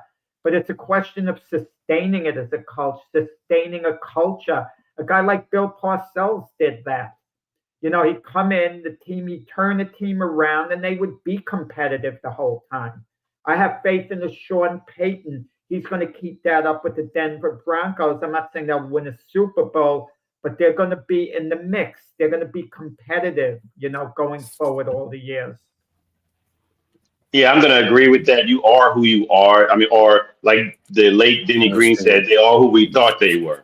Yes. So someone like Raheem Morris, he had one good season with the Tampa Bay Buccaneers, and it went all downhill from there. And so, I mean, he's probably better suited as a defensive coordinator. And so him coming to Atlanta, being a Saints fan, I wasn't moved by it. I was actually happy that he did become their head coach, because I just thought that he, with all that talent, and that's what's unfortunate. There is a lot of talent in Atlanta. And so let's reverse the roles. Had Sean Payton gone to Atlanta with all that talent, would they be better than what they are now? I think so. I think he would know exactly what to do with that talent and figure out offensively. Because I just realized it this second, because we talked about, you mentioned Raheem Morris coming to Atlanta. The talk was that Bill Belichick was going to go to Atlanta. We didn't even mention Bill Belichick's name when we were talking college football. So, wow, has the novelty worn off? I just realized his name didn't even come up, and they won again. They're 2-1. Soft schedule for now, at least. Oh, it's soft, man. It's Charmin soft right now. I mean, that's like the 2 shitty idea. soft. Yes. You keep them winning, so it creates a buzz for all our talk about Arch Manning and Shedeur Sanders. It's wow, we didn't even mention Bill Belichick's name. And we always mention Arch Manning and Shedeur Sanders in our shows. Well, thank you, Jack. Now we just mentioned Bill Belichick. There Yeah. you go. Okay, so we got 2 Monday night games coming up. Double your pleasure, I guess. This doesn't count against what we're doing. We only do the Sunday games. But what are your views? The Tampa Bay Buccaneers are going to the Houston Texans. We'll go through the same logic. Who do you think is going to win this game and why?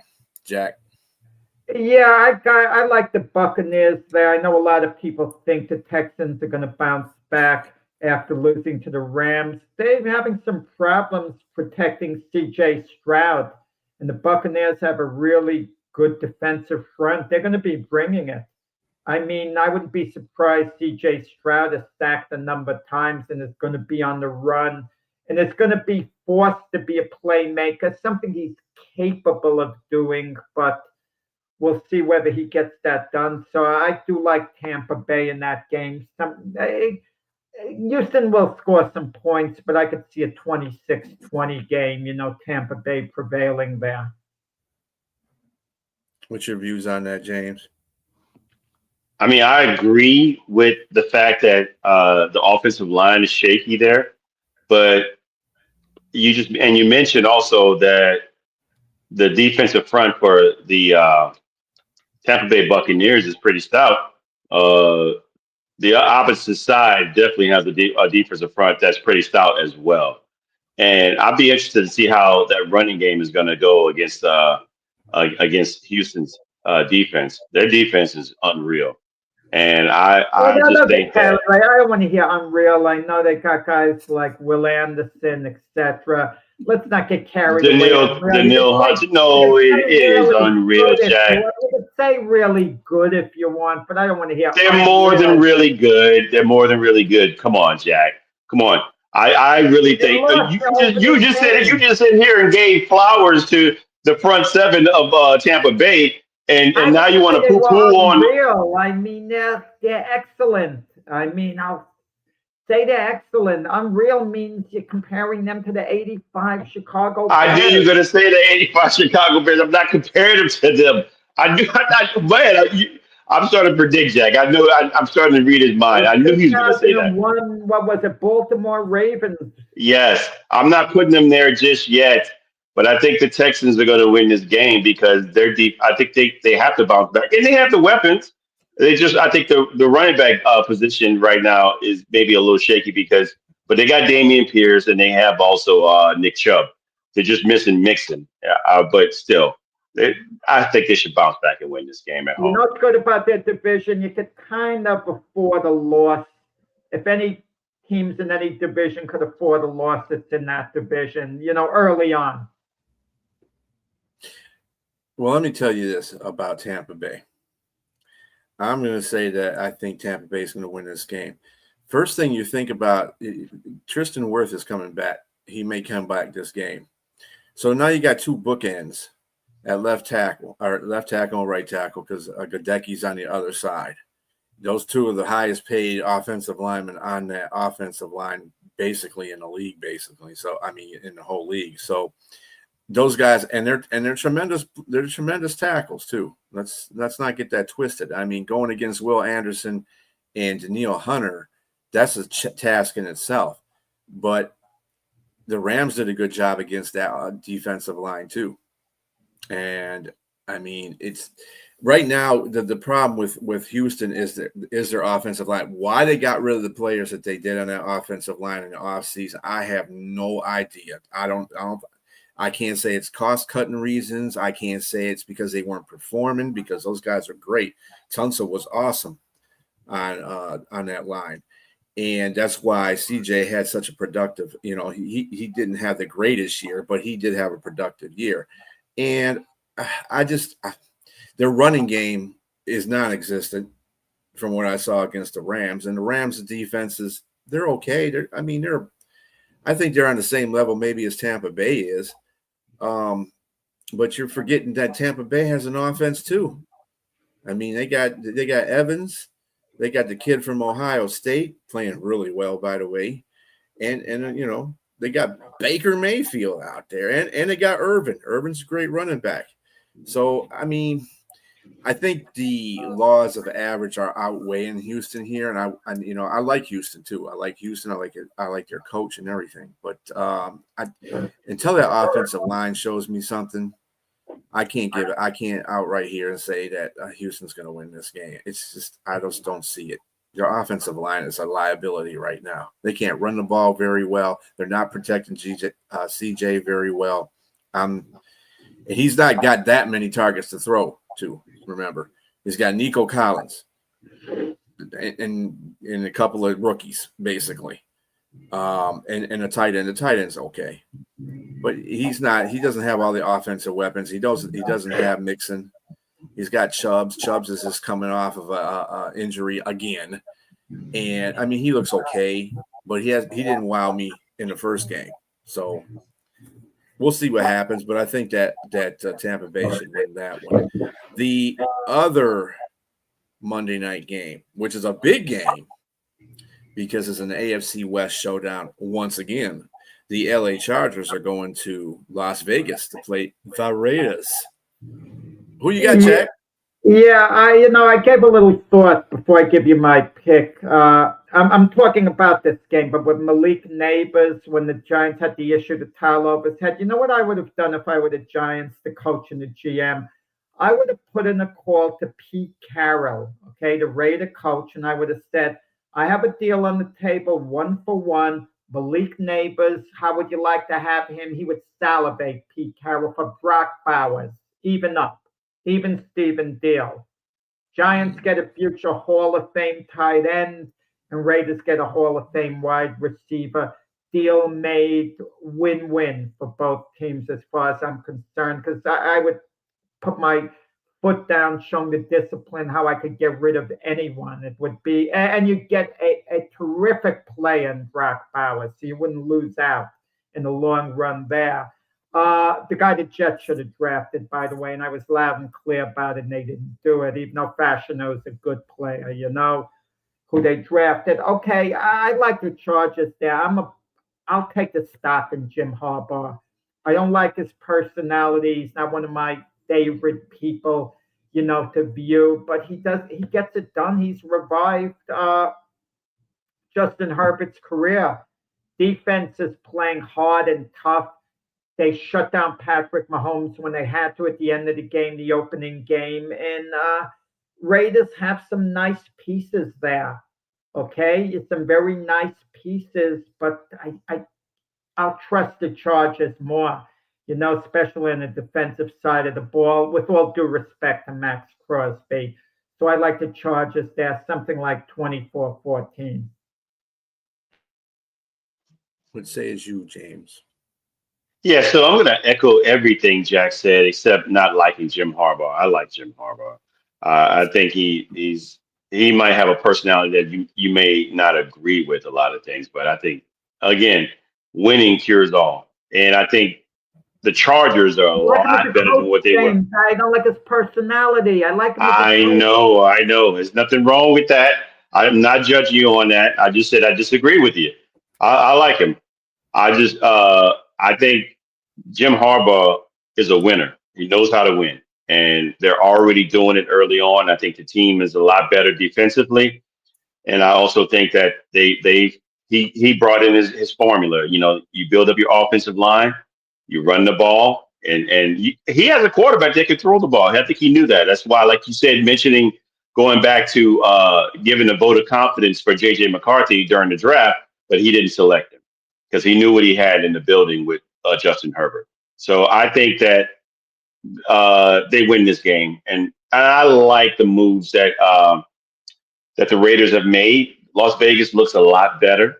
They are better defensively, and they're better offensively with a few, but they're missing some things. They're still missing some key things. Not enough to go up against this team. Even at home, I still like the Chargers to go in there and win this game, and it might be by 2 touchdowns to me. Could you answer me one thing? I was joking in the beginning of the show. the game, Las Vegas is hosting. After the fight last night, I mean, how do you get that field ready, to play ball? It seems like a matter of hours. These guys are working through the night to turn it from a boxing arena into a football field.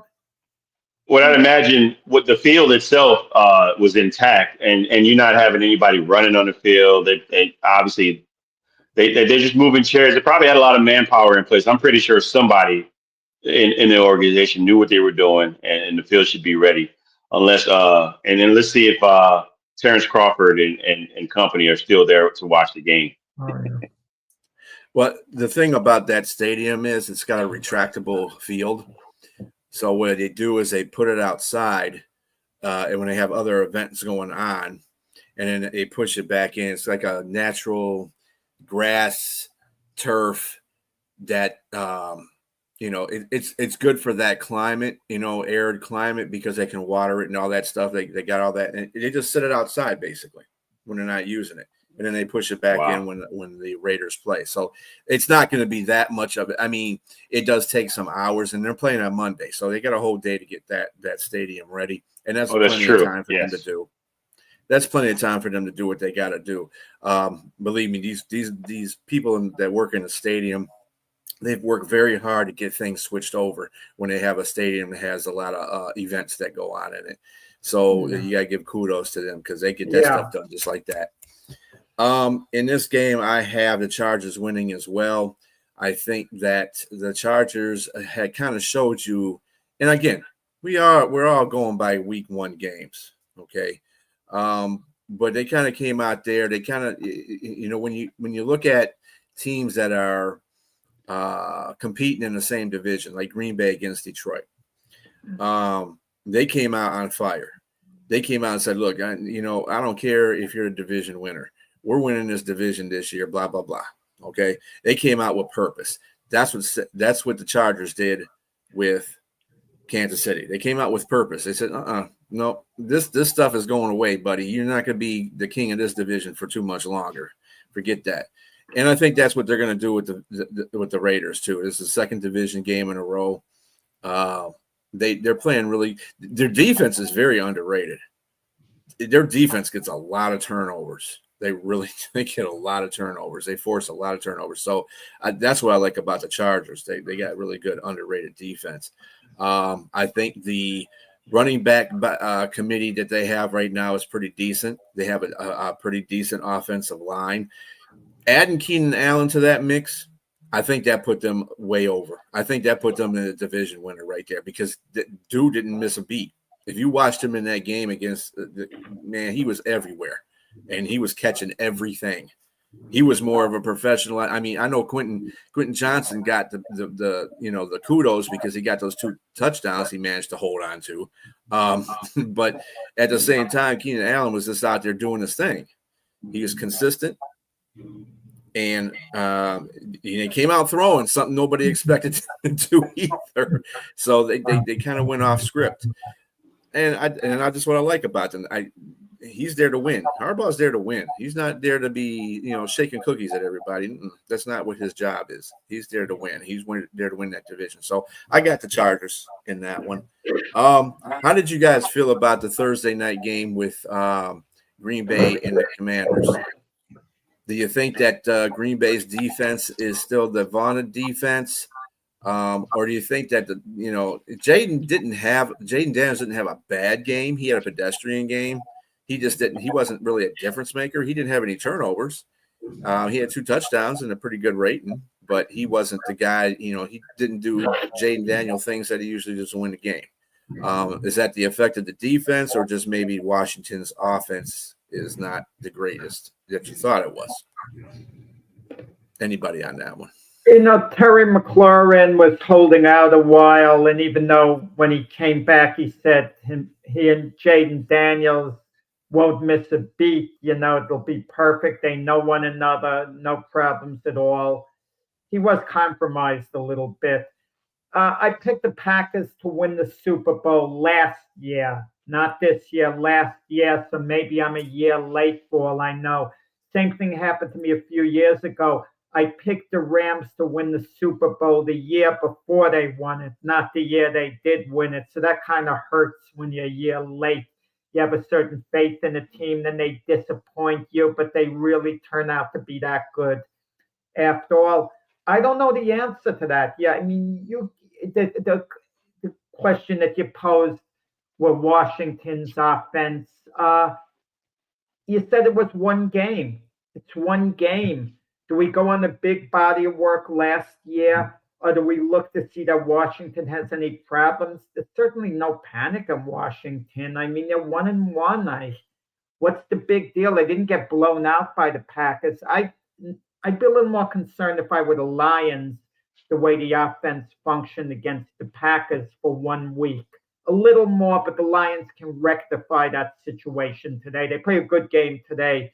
They put that behind them and just move forward. But these things sometimes snowball a little bit. And the question is Jaden Daniels that good after all? I mean, he's pretty good. We know that. But is he going to be a great quarterback in this league? Or is he going to be the second coming of C.J. Stroud, a perennial starter who can be a very good quarterback, but not a surefire, outstanding quarterback in the mold of Josh Allen, Lamar Jackson, Joe Burrow, and of course, Patrick Mahomes? I think Jaden Daniels is who he was, who he showed you who he was in his rookie season. I just think when I watched that game, I thought that Green Bay's defense was just a little bit better than that offense. And I think when I dissected some of the throws, his throws were on point. But there were past defenses, the guys, and you got to look at maybe some of the guys, Noah Brown, Zach Ertz played well. Terry looked like he's a little rusty. Devo, he is who he is. I mean, gave you 7 receptions, 44 yards, and a touchdown. I just think that defense looks really, really good. I don't know if they're great, but they're definitely good enough to help that offense. Look at Jordan Love and what he did. Jordan Love was able to put up 292 yards, and he averaged 9.4, per pass. That's a lot in the NFL. I mean, that's a lot in college, but that's really a lot in the NFL. 2 touchdowns, and they got good running out of Josh Jacobs. I know it's just 2 games, but the optics look a little different. Those are 2 teams that were in the playoffs last year, and they may both look like they were pedestrian. So I don't know. Green Bay might be on its run for this year, but we'll see. Again, it is 2 games, but to me, optically, I think Green Bay's defense look a little bit better. I think Washington's going to be fine. I think the Commanders are going to be fine in their division. And so I think the even in the same division is still of the North, NFC North. I think the Lions, Detroit will be fine as well. It's just maybe Green Bay, like you said, Jack, you might be a year too late. Yeah, but you know what it is? We talk about quarterbacks who can run an offense, be game managers and playmakers. Call a quarterback a game manager. It sounds like you're insulting them. I don't mean it. Like a Jared Goff is a game manager who can make plays now and then, but he's not a playmaker. The great quarterbacks are playmakers. Josh Allen, Patrick Mahomes, they make things happen. Lamar Jackson, Joe Burrow. Jalen Hurts, somewhat of a playmaker. Dak Prescott, somewhat of a playmaker. That's what Jaden Daniels might be, but sometimes we don't talk about it in reverse.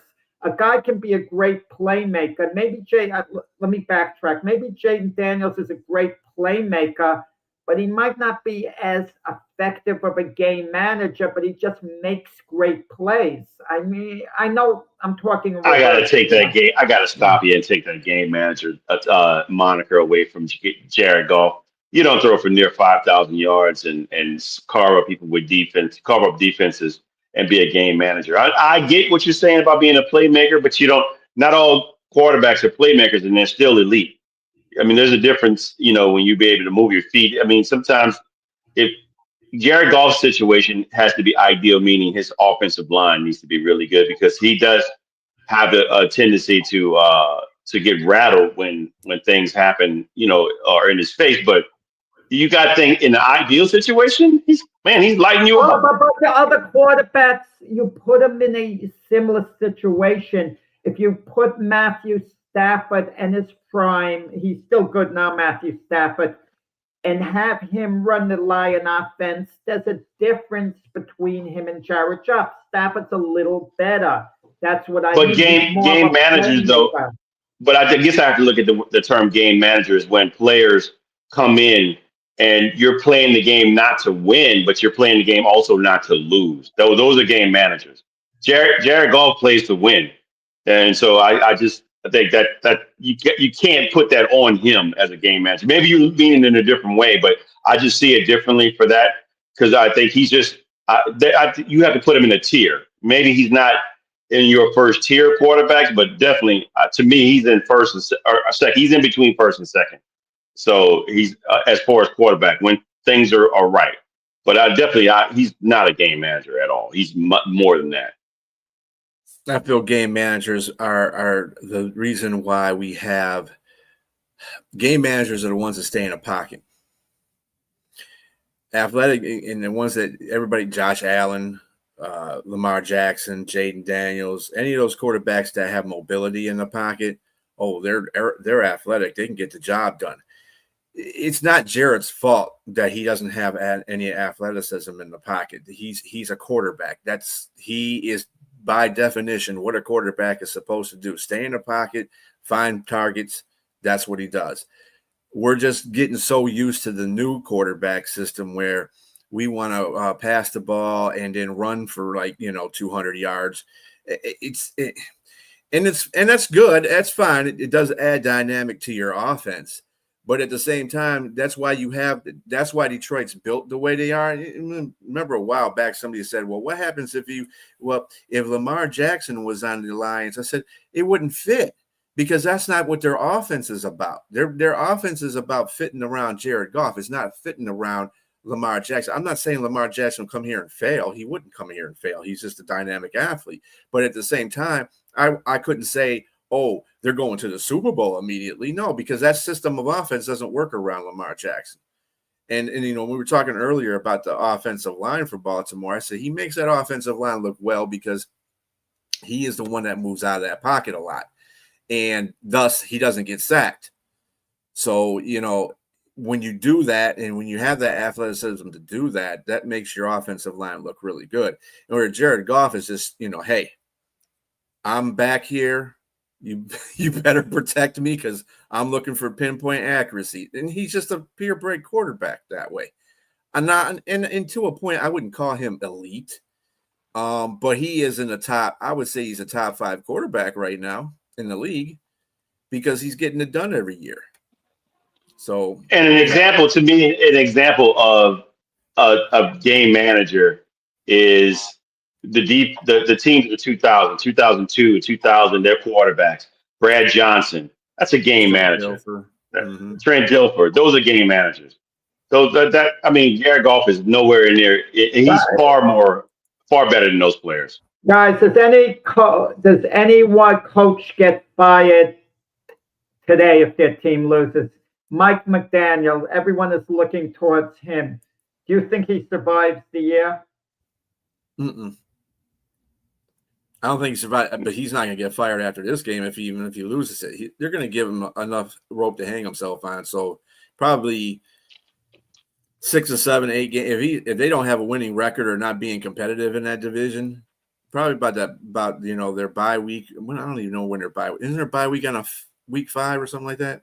I don't know when their bye week is, but anyway, so either their bye week or the halfway point of the season. I think that if he hasn't done anything or the team hasn't done anything to compete in that division, yeah, I'd see him going bye-bye. And the Tyreek Hill situation, you wonder with Miami, they're holding on to him reportedly. They're not going to get any value in return. I mean, what at most they get, I see a 5th round draft pick at most. They probably get, it's like a throwaway. They'd be basically giving him away, I think. And could Tyreek Hill help another team? Absolutely. You can put him on the right team. He absolutely can be of value to another team. But with the Dolphins, it gets to be an ugly situation there, especially if their offense doesn't get on track today. And can you imagine they do go to Zach Wilson or Quinn Ewers at some point? Those guys wouldn't be wide receiver friendly. So it could get ugly in Miami. It's already ugly in Miami. I mean, the best thing about Miami is probably the beaches. The football team is terrible right now. I just don't know what to say about, man, terrible. I got to give him Charles Barkley, terrible. So I don't know what to why not trade him. I guess if you don't trade, back, you'll get to me, you'll get something back for him. They're not trading him because, to me, it tells me it's a sign that they think they still have an opportunity to right the ship. Because ultimately, from the optics, from us as the people who are viewing from the outside looking in, this is a dumpster fire.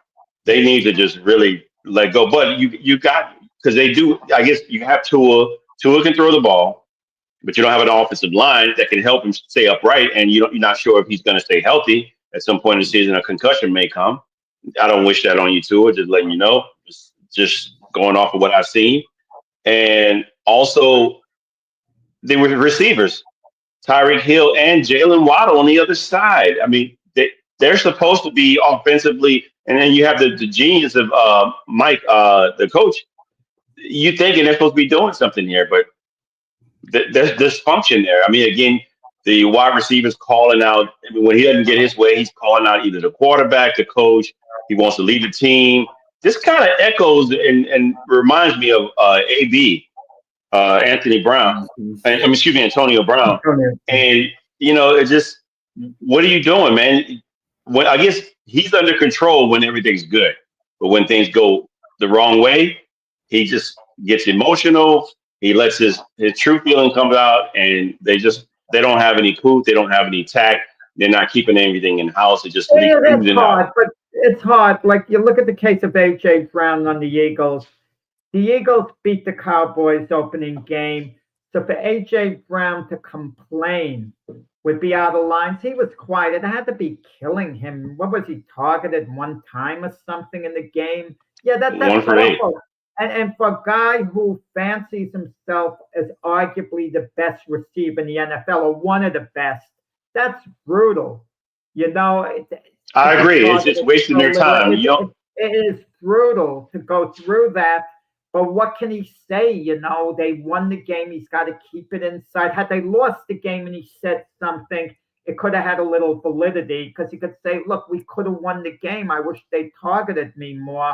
We could have won the game, but as long as they win, you got to be quiet. And I know how much players want to win, but it's so hard to, not be a part of, the offense.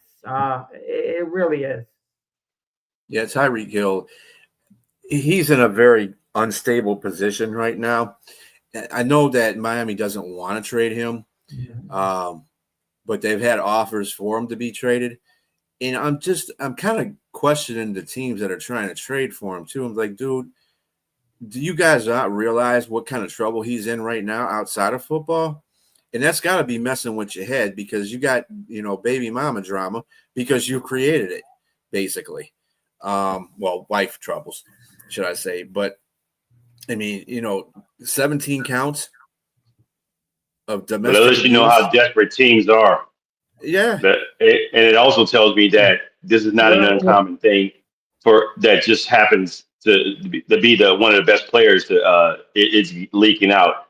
I'm pretty sure this is not an uncommon thing going around the league. So, they're used to that. That's dysfunction, unfortunately. And ending on the note of dysfunction, we're going to be ending the show. Thank you for watching the Big Football Show.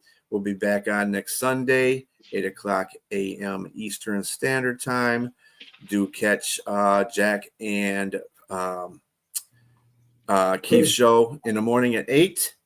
And, of course, Jack is going to be back with us 7 on Monday p.m. Eastern Standard Time for the Gloved Fist. So stay tuned, y'all. We got more good shows coming up. Everybody have a great football Sunday. Hope your team wins, as long as it's not against mine. Anyway, have a good one.